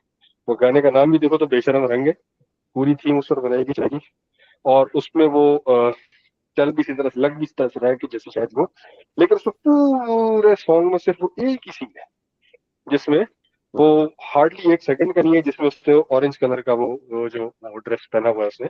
मैं अभी बेशरम रंग का सॉन्ग को देखेंगे तो आपको उसमें नजर भी आ जाएगा कि जिसमें वो शाहरुख खान उसको बीच की तरफ उठा के और घूम रहा है इस तरह से। और इसके बाद उसकी इतनी हाइप बन गई कि फिर उन्होंने नेक्स्ट सॉन्ग रिलीज किया, उसमें ऐसा कोई चीज नहीं था। और आहिस्ता आहिस्ता वो जो लोग गर्म हुए थे उनको ठंडा किया। अब ये पूरे उसमें हो चुकी थी, क्या कहते हैं, मशहूर हो चुकी थी, और रिलीज के एक महीने के अंदर अंदर वो ब्लॉकबस्टर डिक्लेयर हो गई थी। एंड आई होप बिल्कुल यू नो ब्लॉकबस्टर क्या होता है। और बिल्कुल फजूल फिल्म है, थर्ड क्लास बिल्कुल फिल्म, मैंने उसको ऐसे ही है। देखा, बेकार, फजूल और थर्ड क्लास फिल्म है, लेकिन वो होगी इस तरह से, क्या कर बिल्कुल, सकते हैं। हमारे पास इसकी नॉमिनल एग्जांपल पूरी दुनिया में देखने को मिलती हैं। फॉर एग्जांपल जब ओपन एआई आया था जी जी 2023 में, हमने उसको एक अच्छा बेंचमार्क क्रॉस करते हुए देखा instead of other social media platforms, लेकिन उनके लिए वो भी अभी कम था। उन्होंने एक कंट्रोवर्सी क्रिएट की सैम ऑल्टमैन को सीईओ की पोजीशन से हटा के। हटा के, बिल्कुल ऐसी, बिल्कुल बिल्कुल क्लासिक एग्जांपल है, अनदर क्लासिक एग्जांपल। बिल्कुल सैम ऑल्टमैन को सीईओ। हटाया और उन्होंने एक नई वो। अच्छा, ये जो आपकी बात है ना, इस बात के ऊपर मेरे पास एक क्या कहते हैं, मेरा बहुत अच्छा स्टूडेंट है, बहुत जबरदस्त स्टूडेंट है। Let me see if he is available. He is there in Strathclyde, Scotland में होता है वो, और he is doing one of the, मतलब के क्या कहते हैं, amazing journey of today's time from this journey. He went there in Strathclyde. और ये जो आपने जो पेन पॉइंट आपने क्रिएट किया है ना, ये आपको बहुत अच्छा समझा सकता है, बिकॉज वो यहाँ से वहां गया है। अभी उसकी उम्र 26 ईयर्स है, ज्यादा नहीं है। He is married there, he is ILR होता है एक, कहते हैं इंडेफिनेट लीव स्टे। इस ILR ब्रेन में नहीं आ रहा, फिर कुछ दिन में ILR किसे कहते हैं, ये एक डॉक्यूमेंट होता है। उमर साहब थोड़ी सी वॉइस में इनकंसिस्टेंसी आई तो है। अभी आ रही है आवाज? जी, तो बेटर देन बिफोर। ILR एक डॉक्यूमेंट है, क्या कहते हैं, वो उसके पास है, यानी कि 2028 में उसको ब्रिटिश पासपोर्ट मिल जाएगा। ठीक है, और इलेक्ट्रिसिटी के अगर वो अवेलेबल है तो मैं उसको कॉल में लेता हूँ। अ, अ, भाई वो मुझे कह रहा है सर मैं 10 मिनट्स में अवेलेबल हूँ, मैं I will arrange a meeting with him next time ना। तो पाकिस्तान से गया हुआ है यहाँ से, और इसी वजह से गया था कि यहाँ पर अपॉर्चुनिटीज नहीं है, ठीक है। और जब उसको भेजा था यहाँ से बैक इन 2020 में गया था आई गेस, या 21 में गया था, मुझे भी थोड़ा सा मैं मिक्स कर रहा हूँ, 2019 में गया था। अब राइट नाउ उसकी फैमिली वहां पर है, he would be getting a bread passport यानी कि ब्रिटिश पासपोर्ट इन 2028। उससे पहले की उसकी सारी फॉर्मेलिटीज, क्योंकि ये 5 से 6 साल का प्रोसेस होता है। He is working in one of the top company over there, he owns BMW, he owns BMW। और इसकी जो इतने शॉर्ट नोटिस पे इतना जबरदस्त और क्लासिक किस्म का जो प्रोफाइल है वो नहीं है, and that all happens because of Strathclyde university. ठीक है, अभी अगर वो अवेलेबल हो जाता है तो मैं, ये मेरे साथ वो दूसरे उस पर है, वो जॉब पर है अभी। I need to get you on a conference regarding your journey, available, okay, otherwise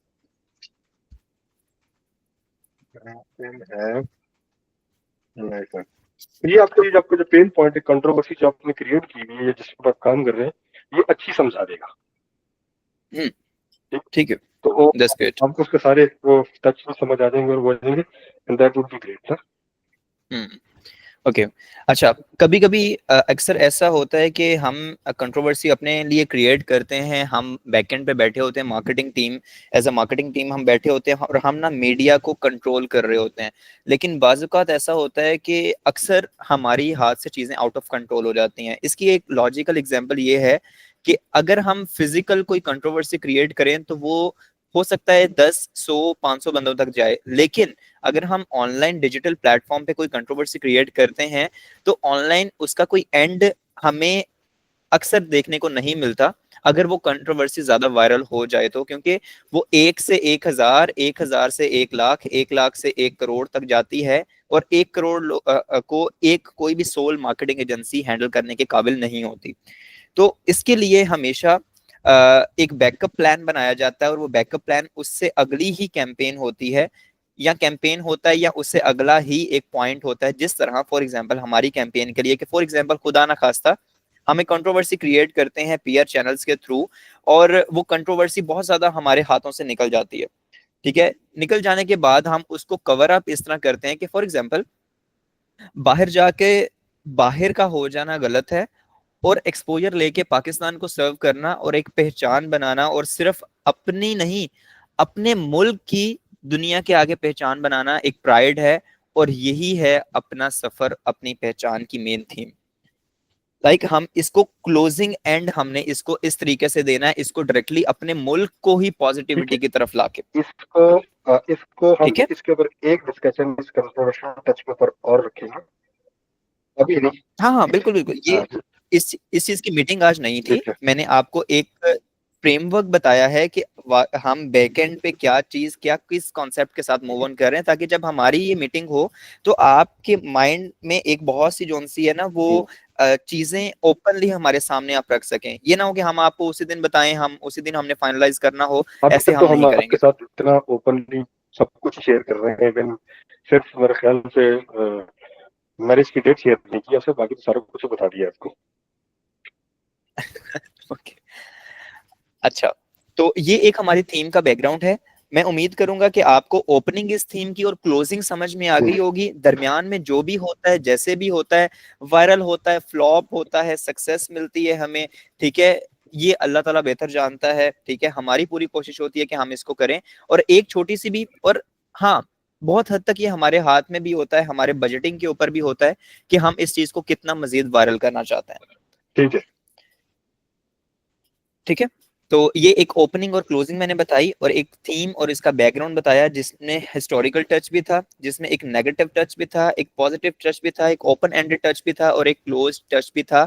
और एट द एंड ये पूरी थीम जो सा है पाकिस्तान को एक वेल रिप्यूटेड कंपनी बनाने के लिए ही की जा रही है, ऐसा हम ऐसे इन्फ्लुएंसर ही को है, कहेंगे, ठीक बल्कि है। ऐसा है भी। ये अभी अगर आपके पास ठीक, ज्वाइन की रिक्वेस्ट आती है तो काइंडली इसको ज्वाइन करवाइएगा। Sure sure. बस अभी आ जाइए, मैं आपको लिंक सेंड कर दिया है।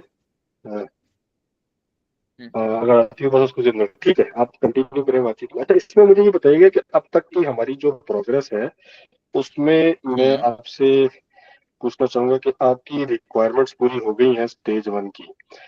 मेरी इसमें थी कि अगर वो जो आपने हमारे साथ डिटेल शेयर की है, वो जो शीट शेयर की है, उसमें अगर आप अपने ऑब्जेक्टिव्स लिख देते तो हमारे लिए आसानी हो जाती है उसको समझने के लिए। ठीक है सर। वालेकुम अब्दुल्ला, कैसा है, खैरियत से है? ठीक है सर अल्लाह का जबरदस्त, आप सुनाए सर। क्या सॉरी चल रहा है, ब्रेक हो गई है? सर, मैं बस अभी निकला हूँ। वीडियो ऑफ कर लूँ अपनी, वीडियो सॉरी। कर दे, वीडियो कर दे, वीडियो नॉट कर। ठीक है अस्सलाम वालेकुम एवरीवन। वालेकुम अस्सलाम।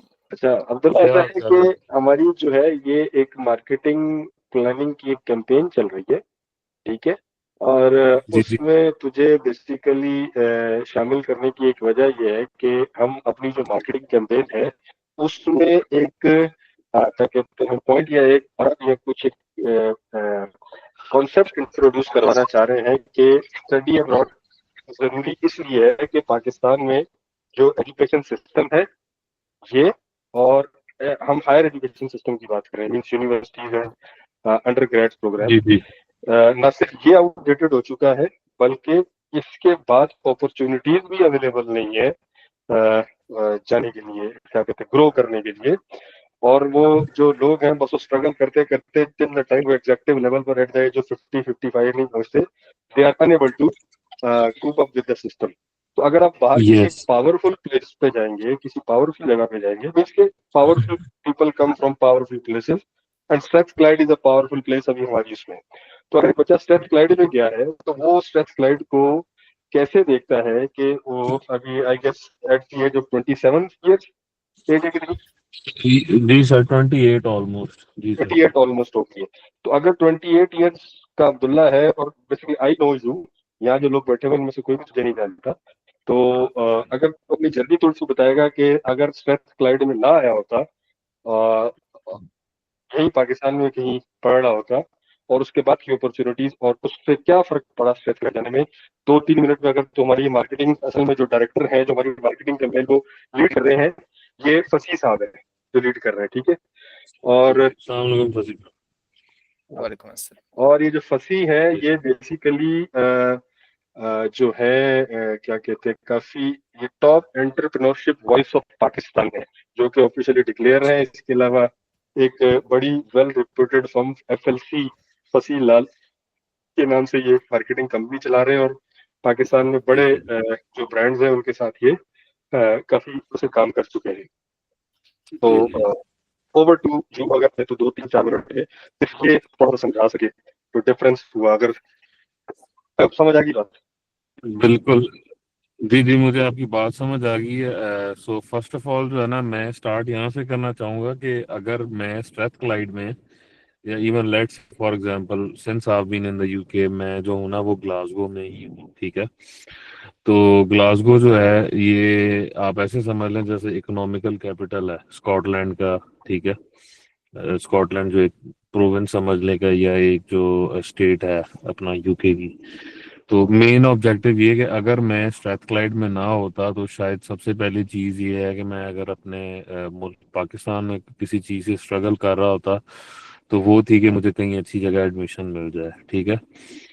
और एडमिशन मिलना जो है वो पाकिस्तान में, मेरा ख्याल है obviously you know the time we have been through, तो वो they always look for quantitative merit rather than qualitative. तो लाजमी नहीं होता कि हर बच्चा जो है ना, फॉर एग्जांपल अच्छे नंबर लेगा तो वो ज़हीन बच्चा है, वो हर चीज़ में टॉप करेगा तो वो बच्चा है, क्योंकि हर बच्चे की एक अपनी काबिलियत होती है। तो वो के जो क्वालिटेटिव एनालिसिस या हर बच्चे को उसके मुताबिक हर डोमेन में फिक्स करना, जैसे ऑब्वियसली अपना सर उमर है, ऐसे उस्ताद हमें मिले हुए हैं जिंदगी में जिन्होंने हमें हमारी लाइन दिखाई है कि you are capable of this. तो हर स्टूडेंट को पाकिस्तान में उसके मुताबिक वो डोमेन नहीं मिलती, कि हमारे बेसिकली रवाज यही है कि जी सबसे पहले अपना फोर्सेस में अप्लाई कर लो, नहीं होता तो आप लोग इंजीनियरिंग कर लो, कोई डॉक्टर बन जाए, कोई फॉर एग्जांपल फसी साहब, यू बीइंग एंटरप्रेन्योर, आपको पता होगा कि how difficult it is to be an entrepreneur in Pakistan, ठीक है, because most of the public would be denying your ideas, they will not be acknowledging it, और आई मीन फोरमोस्ट जो है ना वो लोग आपको यही समझेंगे कि यार ये बंदा पागल उठ के आ गया, ठीक है, sorry for my words, but लेकिन यही है हमारी सोसाइटी में ना, क्योंकि हम सिर्फ हमारी सोसाइटी में 5-6 ऑक्यूपेशंस ही हैं जो पहचाने जाते हैं, ठीक है। और स्ट्रेथक्लाइड जो है वो यूनिवर्सिटी ऑफ स्ट्रेथक्लाइड में अगर मैं ना होता तो मैं सबसे पहली चीज मैंने आपको बताई है कि मैं पाकिस्तान में किसी इंस्टीट्यूट में एडमिशन लेने के लिए स्ट्रगल कर रहा होता, ठीक है। और फॉर एग्जांपल जहाँ पे क्वालिटेटिव एनालिसिस होता है या क्वालिटेटिव बेसिस पे बच्चों को लिया जाता है, they are far more expensive and they are similar to like studying abroad, ठीक है। तो फिर why not you get an exposure of living in abroad whole your life, or maybe for the time being you want to be there, है ना, for your whole life learning, because ये सिर्फ academics नहीं है, आपकी एक पूरी journey है, आपकी एक पूरी लाइफ बनती है, आपकी एक स्ट्रगल होती है, इट्स जस्ट नॉट एकेडमिक्स, ठीक है। आपकी करेक्टर बिल्डिंग होती है, बहुत सारी चीज़ें हैं जिनमें हम गोरों से मुतासर होते हैं, ठीक है, और उसकी वजह ये है कि उनके लाइफ के प्रिंसिपल्स हैं। तो अगर मुझे एडमिशन ना मिलता, उसके बाद ये होता कि अगर कहीं पे एडमिशन मिल भी जाता वो मर्जी का ना मिलता, और फिर ये था कि अब्बा जी और अम्मा जी के पैसे लगे हुए हैं और इसी में ही पढ़ना है और इसी में ही पढ़ के कुछ बनना है, ठीक है।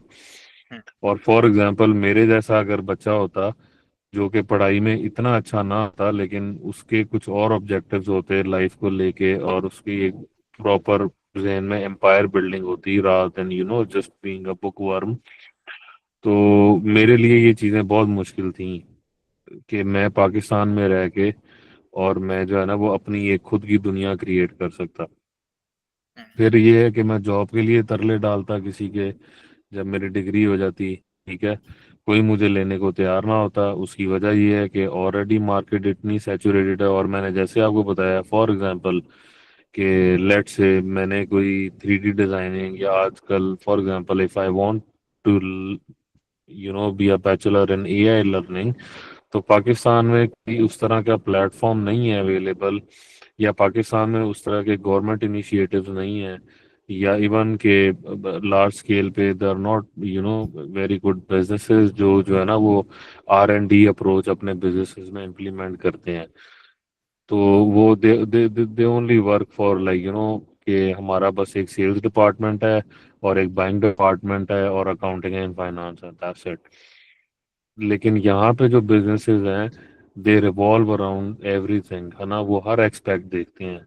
तो I think university of Strathclyde within itself, living abroad, managing all my own expenditures and struggling and everything, alhamdulillah, I've been better off rather than living in Pakistan or studying in Pakistan। उसकी वजह ये है कि अल्हम्दुलिल्लाह आज जहाँ पर मैं खड़ा हूँ, और मैं ये बिल्कुल कंपैरेटिव एनालिसिस नहीं कर रहा क्योंकि हर बंदे की किस्मत, हर बंदे का रिस्क अल्लाह ताला ने लिखा हुआ है, लेकिन अगर आज मैं पाकिस्तान में होता तो हद हद लगा के इससे ज्यादा से ज्यादा मैं 60-70 हजार कमा रहा होता और इससे ज्यादा ना कमा सकता। अच्छा अब्दुल्ला एक चीज मुझे एक बताइए कि आपके पास गाड़ी है? कौन हाँ सी जी गाड़ी है आपके अल्हम्दुलिल्लाह। पास? सर मेरे पास 2020 BMW आप 3 सीरीज आपकी M ये स्पोर्ट खुद है। खरीदी आपने या आपको किसी ने फाइनेंशियली सपोर्ट किया है? नहीं सर अल्हम्दुलिल्लाह खुद खरीदी है। खुद ये मेरी यूके में तीसरी गाड़ी है, और मेरे पास पहले भी BMW थी, तो अल्हम्दुलिल्लाह ये भी मेरे पास, और वो भी अच्छी थी। सो अब जस्ट डन ओके। अपग्रेड। दूसरा मुझे ये बताइएगा कि आपका जो क्या कहते हैं यहाँ पर जो लिविंग स्टेटस है वो क्या है? I am working as a skilled worker, और मैं जिस कंपनी में बेसिकली मैं बता दूं कि I am working as a financial controller in one of the leading furniture businesses. They have their factories in China, Hong Kong, और they are also one of the big solar panel companies in Pakistan as well। तो I am basically working as a financial controller for them. और जब मैंने उनके लिए काम start किया था, मेरे पास कोई वीज़ा नहीं था। कोई वीज़े से मुराद ये है कि मेरे पास एक सेटल स्टेटस नहीं था। अच्छा, मुझे मेरी डिग्री ताज़ी अभी ताज़ी मुझे ये बताइएगा मेरी कि डिग्री ताज़ी अभी इस ताज़ी वक्त आप ILR पर हैं या सर मैं स्किल्ड वर्कर स्टेटस पे स्टिल हूँ। स्टेटस, उसकी और वो होपफुली ये है है कि कि ये स्किल्ड वर्क रेड पासपोर्ट में ट्रांसफर हो जाएगा इंशाल्लाह within 2 years time, within 2 इंशाल्लाह you with would in be 2 or 2.5 British resident, you would be British resident, इंशाल्लाह and इंशाल्लाह you yes would be one of the most powerful citizen of one of the most powerful country।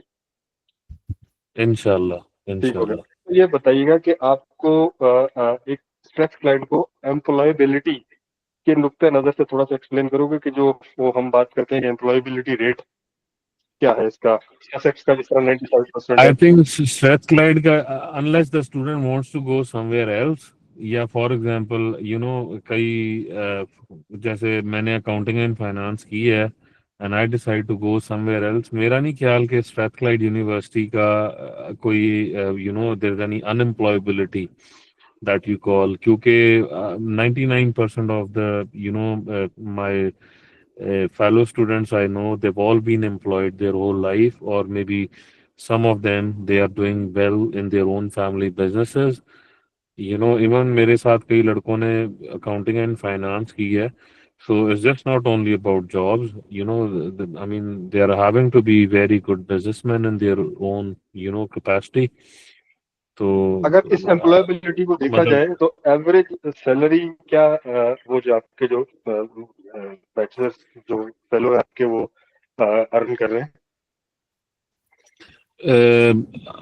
Average salary जो है is from £30,000 per annum. I mean, so once you pass out from, once you've done your degree and you're, if they hire you as a graduate, fresh so graduate का लफ्ज I अगर think हम it's इस्तेमाल करें तो ऐसे। जी yes, first graduate is between 30 to 35,000 pounds per annum. It is pound, you British pound, Great Britain pound. जी ठीक जी है। एंड आपने जो है कब आप यहाँ पर यूके में आए थे? to 20, जनवरी 2018 में 2018 में आए थे। और बैचलर्स कब कंप्लीट हुआ था? 2022 में 2022 में। 2018 में आए, 2022 में आए आप, और आप घर से कितने पैसे लेकर आए थे, कितना करके आए थे? सर घर से 700 पाउंड लेकर आया था, और वो हाँ भी अगली फीस में कंट्रीब्यूट किया। ठीक है। और एक साल की फीस अब्बा ने दी थी, एक साल की फीस अबू ने दी थी, बाकी खुद में बनाई और थी अब्बा ने? बाकी अल्हम्दुलिल्लाह खुद ने बनाई थी, और हाँ, अल्हम्दुलिल्लाह अल्लाह ताला ने बहुत साथ दिया। ठीक हो गया। और अभी 2022 के बाद अभी 4 साल हो गए आपकी उसको क्या कहते हैं, बैचलर्स को कंप्लीट हुए हुए। जी within 4 years of your bachelor I hope कि आपकी जो सैलरी है वो एवरेज थ्रेशोल्ड जो भी आपने फ्रेश में बताया है इससे काफी ऊपर होगी। अल्हम्दुलिल्लाह it's okay, around that's how you own BMW, yes. That's how you own BMW, that's why. ठीक है, इसमें आप अपनी फैमिली को भी सपोर्ट कर रहे हैं? Alhamdulillah, I have a 11 years old daughter. I've got a wife, and they're all living with me. 11 And one months of the अभी biggest मिलते हैं। achievement, 11 months, yes. Yes, And one of the biggest achievement that I have just recently achieved in my life is, or maybe one of my achievements in UK, that Alhamdulillah, I've been able to bring my parents over here for a visit, and okay. they've been living with me for past Parents also 5 living, months. parents also living. You have a wife who will also be a British resident with you by 2028. Inshallah. And she will be getting different advantages of that job as well, the doctorate, जो hospital में उनको job offers चल रही हैं उनकी। Nowadays she is busy ji ji with ji her father। ठीक हो गया। और इसमें मुझे ये बताइएगा कि जो आपकी जर्नी थी, इस जर्नी में आपके डिसिप्लिन और ओबीडियंस टू द लॉ का कितना किरदार है, और क्या किसी जगह पर आपको सिफारिश या कोई अनफेयर मीन इस्तेमाल करने की जरूरत महसूस हुई थी कि नहीं हुई थी? नहीं बिल्कुल भी नहीं हुई थी, बट अल्हम्दुलिल्लाह I had a very good start. See if you have a will power of learning something और डूइंग समथिंग, वो यहाँ पे इन्वायरमेंट ही ऐसा है कि वो आपको एक किस्म का ना खुद एक सेल्फ इनिशिएटेड पुश मिल जाता है। ठीक है, you push your own self rather than you are asking for somebody's help. वो मतलब वो आपके अंदर जो है ना, वो एक करने का एक थर्स्ट पैदा पैदा हो जाता है, ठीक है। वो एक स्पार्क जो है ना, आई थिंक घर में बेशक आपने कभी रोटी या गिलास भी उठा के ना पिया हो पानी का, ठीक है, आपने नौकर से ही हमेशा मंगवाया हो, लेकिन ये कंट्री ऐसा है कि यहाँ पे हर काम आप खुद करते हैं, और ये नहीं कि आपको कहा जाता है काम करने का। ठीक है। वो मैंने बताया ना कि एक स्पार्क अल्लाह ताला आपके अंदर दे देता है, and you see things happening, and if you keep working hard, इंशाल्लाह जो है ना, वो आई थिंक हर बंदा अचीव कर सकता है, हर बंदा अचीव And कर सकता है। your father, there is nothing your difficult. father is some bureaucrat, some minister, or something like that. क्या है वो? या from humble background? क्या कहेंगे आप उनको? I mean Definitely for you, मेरे he is the emperor of the world, but we would like to. Exactly. I mean, if you see him, if you see him from outside world, you know, he's just been a government servant, and luckily he's been very fortunate to retire at 19th grade as joint director in anti-narcotics force. That But too all after his 30 life, years. what we have seen, Yeah, yes, after 34 years of service. 34 years. So 34 years of service, but all we have seen him, all our life we have seen him with struggling or fees or school fees and all that kind of stuff. But Alhamdulillah, his main aim was to only, get us somewhere very, on a better place than him. That's So maybe, at his least goal. whatever he has been investing in you, or he Yes, has been struggling, now he would be much satisfied by sitting in a BMW on the most organized road and in the most traditional city of the world, and just enjoying his exactly. son, his all the sons Yes. growing. Okay and this Yeah. Journey जो आपकी ये struggle थी, इसने आपके further family के लिए और आपके लॉस के लिए भी मजीद रास्ते खोले। बिल्कुल खोले, हाँ जी, बिल्कुल 100%। बिल्कुल खुले, ठीक हो गया। और क्या कहते हैं, जैसे आपने कहा कि आपको किसी सिफारिश और किसी चीज की जरूरत नहीं पड़ी, just to avoid by those laws, और हर चीज सिस्टम में आपको क्या कहते हैं, किसी भी अनएथिकल या इमोरल उसके इस्तेमाल करने के लिए फोर्स नहीं किया, आपको मींस इस्तेमाल करने के लिए नहीं किया, ऐसे ही है।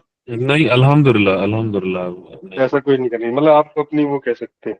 यू रिमेम्बर कुछ अर्सा पहले हमारी बातचीत हुई थी, तो मैंने आपको कहा था कि now focus on that target, किसी पॉलिटिकल अपॉइंटमेंट की बात की थी मैंने आपसे।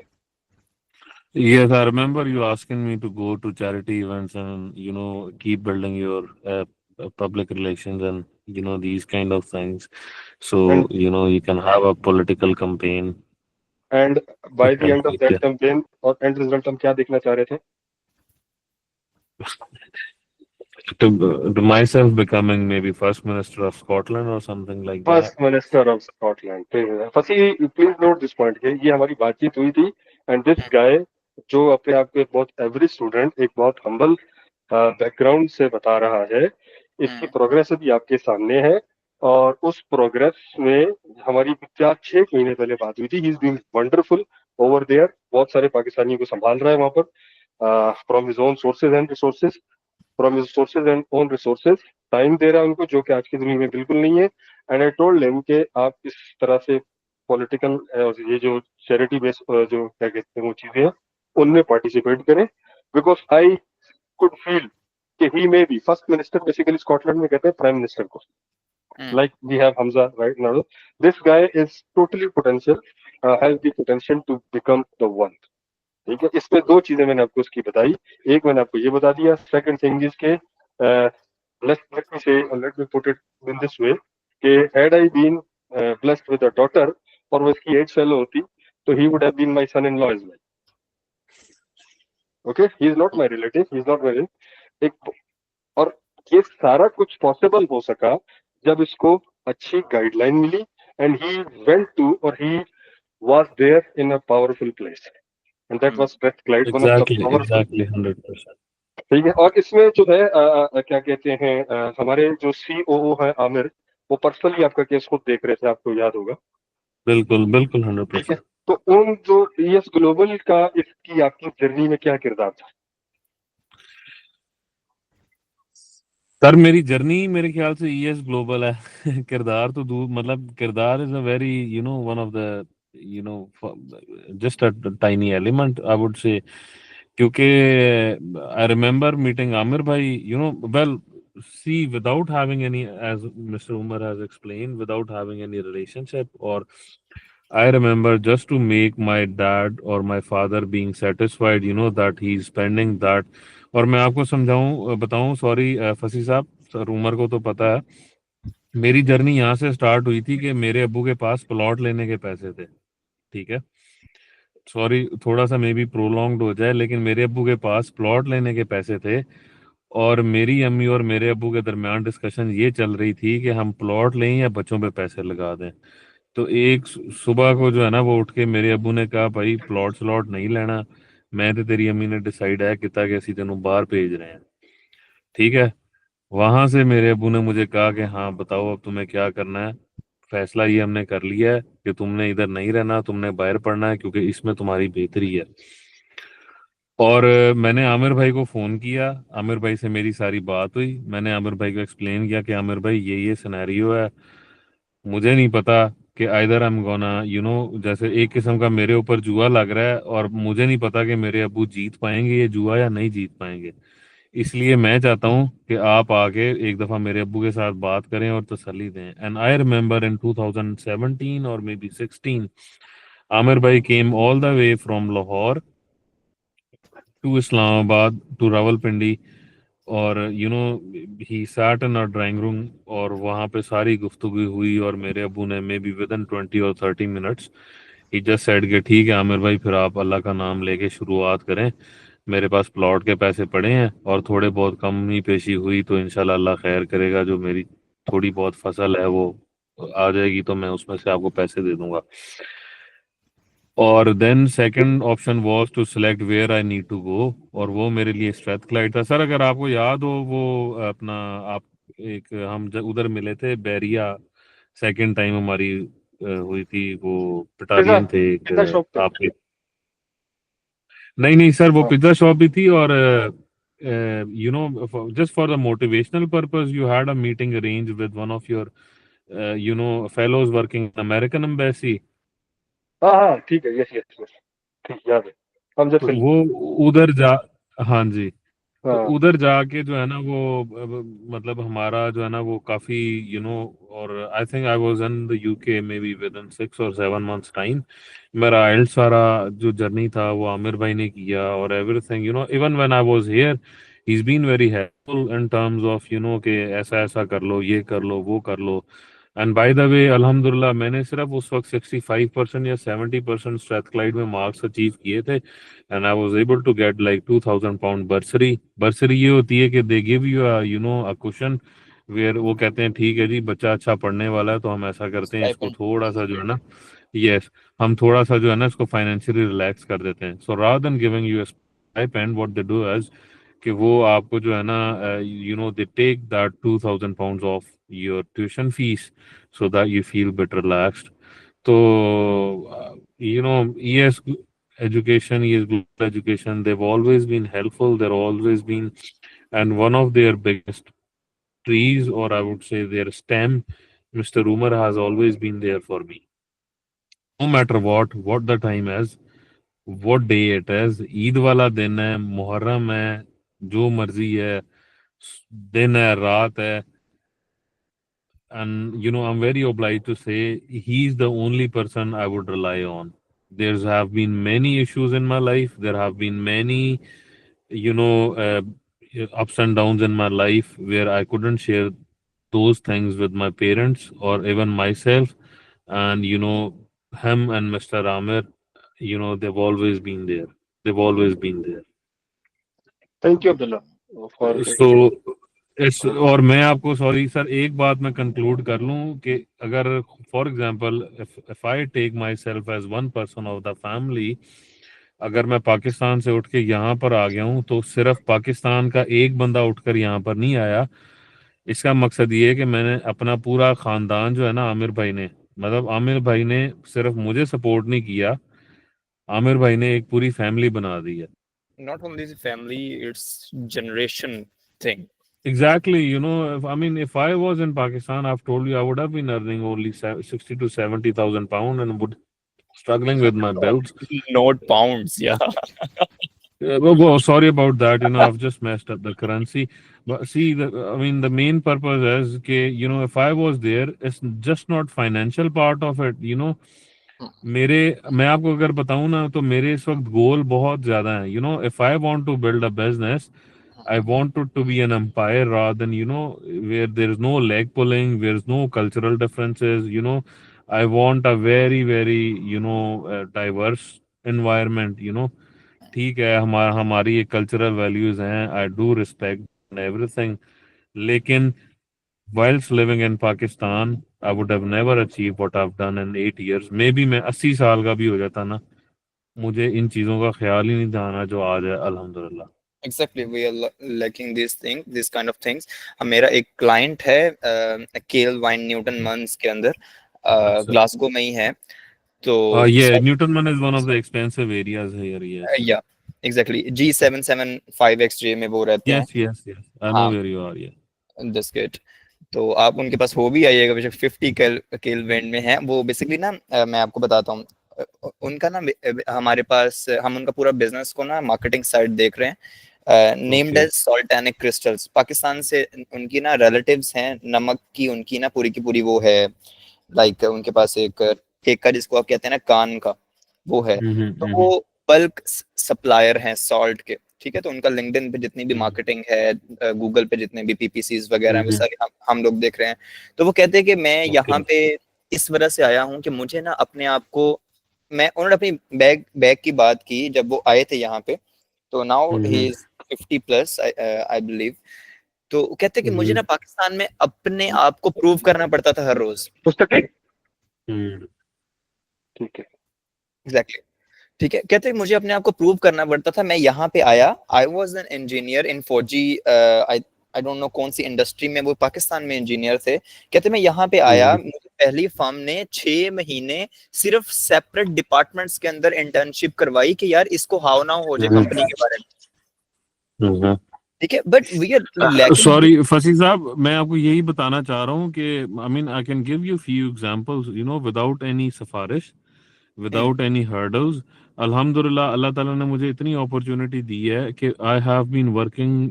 मेरी लर्निंग प्लेस, अगर मैं आपको अपनी करियर लर्निंग प्लेस बताऊं, तो आपके जो फॉर्मर अपना चौधरी सरवर साहब हैं गवर्नर, वहां पे मैंने 4 महीने उनके ऑफिस में, उनके भाई अल्लाह ताला जन्नत नसीब करे, रमजान परवेज, मैंने उनके ऑफिस में एज अ जो है ना वो, जिसको आप कह लें कि फोटो कॉपियर ही समझ लें, ठीक है.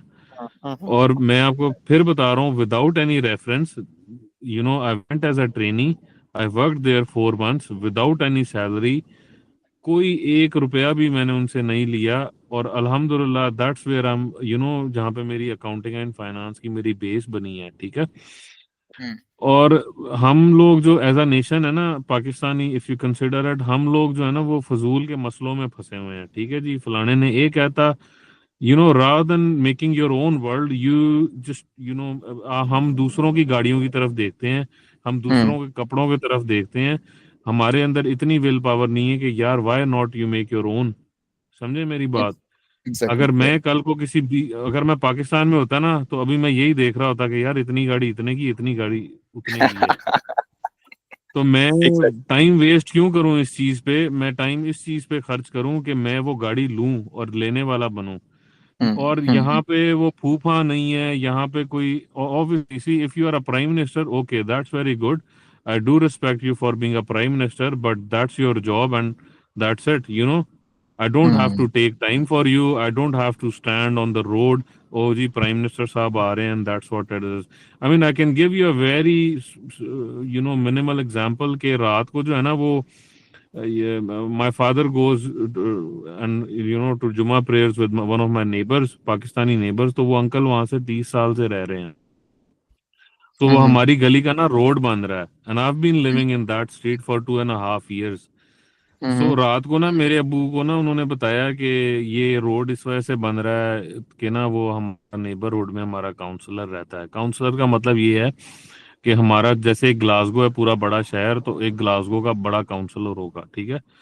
और आप यकीन करेंगे कि मुझे रात पता चला कि मेरी गली में काउंसलर रहता। Wow wow. अब्दुल्ला, मेरे ख्याल जॉब का टाइम है, तो आपके ये जॉब से ब्रेक पर है, हम अब्दुल्ला को थैंक जी जी मैंने जी जी 10 आई मिनट की थिंक वुड 10 मिनट के लिए मैंने उसको हायर किया था, और ये काफी नहीं नहीं कहते सर, हैं जजाकल्ला, बहुत बहुत शुक्रिया। It's always a place to go for, it's always a you know these are always the people to work for, and yes, Globus is always a place to go and find your career goals, and they will help you with everything 100%. Thank you brother for your kind words and kind. Thank you Abdullah Jazakallah साहब। Thank you Abdullah, you will नहीं नहीं, please. Jazakallah, thank you. Thank so you nice of Okay, you. Allah. Allah हाफिज। Thank you Abdullah. तसी I hope के वो जो हमारा controversial point था क्वाइट एड्रेस हो गया, और आपसे काफी अच्छी मिल गई इनसाइट हमारे बारे में भी और उस बारे में भी। और ये देखिए, एब्रप्ट था, it was not a planned thing, something like that. I just asked him during lunch break, आपसे बात चली थी कि मैं आपको उससे मीट करवा दूं, उससे अब्दुल्ला से। एग्जैक्टली। ठीक है, एनीथिंग अभी अगर कुछ और हो तो बिफोर दैट वी कैन। नहीं, मेरे ख्याल से हमें इसको कंक्लूड करना चाहिए और चीज़ों को जो सा और रिफाइनिंग की तरफ लेके जाना चाहिए। वैसे और ये मीटिंग के इंशाल्लाह बाद ताला आप आपको मेरे से एक एक्सेस ले लीजिएगा, मुझे काइंडली बता दीजिएगा, मैं स्क्रीन शेयर कर लूंगा आपके साथ, तो मुझे बता दीजिएगा कि आपको क्या एक्सेस देना है। ठीक है फहमीद साहब, I think meeting is over. आप उसको कर लीजिएगा। मुझे सिर्फ दो चीजें आपसे चेक करनी है। बस ये कि एक तो वो ये जो हम मीटिंग करते हैं ना, प्रेफरेबली हम 3 लोग होंगे, मैं, फहमीद और फरहान। तो आपकी तरफ से अगर तो आप होंगे, ये होंगे, तो एक वुड बी बेटर कि आप इसका एक इवेंट क्रिएट कर दिया करें गूगल कैलेंडर पे, तो वो हम सबके लिए आसानी हो जाएगी, ये रजिस्टर्ड भी हो जाता है यहाँ पर ना, और उसका टाइमली रिमाइंडर भी आ जाता है, तो आप लोगों को एक फॉलो करते हैं तो वो हो जाएगी। ठीक है। ठीक है। दूसरी चीज ये कि वो हसन जब से बातचीत चल रही थी, उस वक्त मेरे ज़हन में नहीं आई, उस वक्त बातचीत नहीं चली, मैंने वो पॉइंट नोट किया था। तो एक जो अच्छा बच्चा होता है ना, जिसके ग्रेड्स अच्छे हैं, जिसे हसन बता रहा था, वो हर किसी को एक्सेप्टेबल होता है। ठीक है, अब वो बात आपको जरा अच्छी तरीके से समझ आएगी, क्योंकि वो हर किसी को एक्सेप्टेबल होता है। टाइम्स वाला किसके पास चला जाता है, और मोस्टली जो अच्छे बच्चे होते हैं, ब्राइट स्टूडेंट्स होते हैं, वो अपने बहुत सारे काम खुद ही कर लेते हैं, उनको इतनी जरूरत नहीं पड़ती। हमारी जो टारगेट मार्केट है, जिसका एक बहुत बड़ा हिस्सा एक ऐसी जगह पर है जहां पर बच्चों के पास ग्रेड्स नहीं है, but they have the paying power. Got it.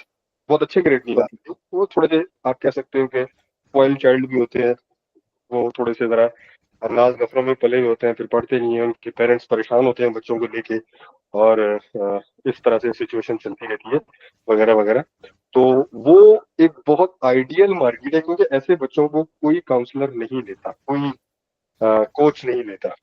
और पाकिस्तान में आपको पता है कितनी सेंसिटिव मार्केट है ग्रेड्स को लेके और एंट्रेंस एग्जाम को लेके, और फिर सीट लिमिटेड है, गिनती की 3-4 तो यूनिवर्सिटियां हमारे पास उन तमाम को लेके। और जो बच्चा ग्रेड नहीं ले रहा, वो मेडिकल और इंजीनियरिंग कॉलेज में जा भी नहीं सकता, क्योंकि एनवायरमेंट नहीं है अभी। मतलब ऐसे इस तरह ये अब्दुल्ला है, तो इस तरह के 30-40-50 बच्चे मैं ऐसे खड़े कर सकता हूँ जो इन चीजों में आपको इसी तरह से गाइड कर सकते हैं, बता सकते हैं या हमारे बारे में क्या हो सकता है क्या नहीं हो सकता। तो वो अवेलेबल है, वो लोग हैं। तो वो बताने का मकसद ये कि जो टारगेट ऑडियंस है, इसको भी आपने ज़हन में रखना है। बिल्कुल बिल्कुल। ठीक है। इनको हम ये सारी की सारी कैंपेन हम जेन जी के लिए ही कर रहे हैं। हाँ, एक ऐसा और बच्चा है जिसके ग्रेड्स अच्छे नहीं आ रहे, और थोड़ा सा और उसके फादर, और ये जो ऑडियंस है ना हमारी, ये हमें फ्रॉबल्स में अच्छी मिलती है, ये वाली जिसकी मैं बात कर रहा हूँ ऑडियंस जो है, क्योंकि फ्रॉबल्स में अच्छी मिलती है हमें, हमें रूट्स में ये ऑडियंस अच्छी मिलती है, और इसके अलावा लर्निंग अलायंस में हमें ये अच्छी मिलती है। ये जो स्कूल है, इनमें हमें ये ऑडियंस अच्छी मिलती है। ठीक है। सही। अगर कुछ नहीं हो तो मैं आपसे इजाजत चाहूंगा।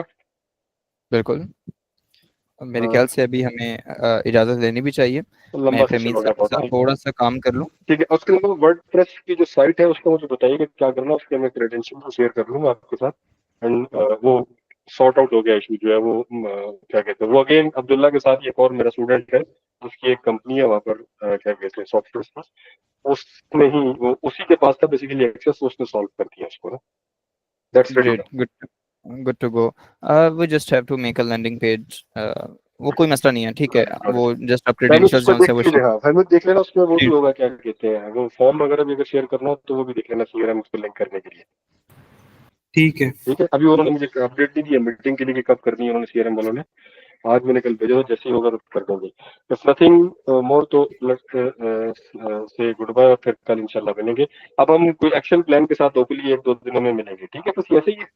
बिल्कुल ऐसे ही है। हम आज से जोन सा है वो एक्शन प्लान के ऊपर आपके सामने थोड़ा सा रखा है, इसको मजीद रिफाइन करते करते जोन सा है हम एक नतीजे पे पहुंच जाएंगे स्टेज बन के। That's great. Thank you. Thank you. Thank you so much. Okay, Allah okay, thank you Umar साहब। Hafiz.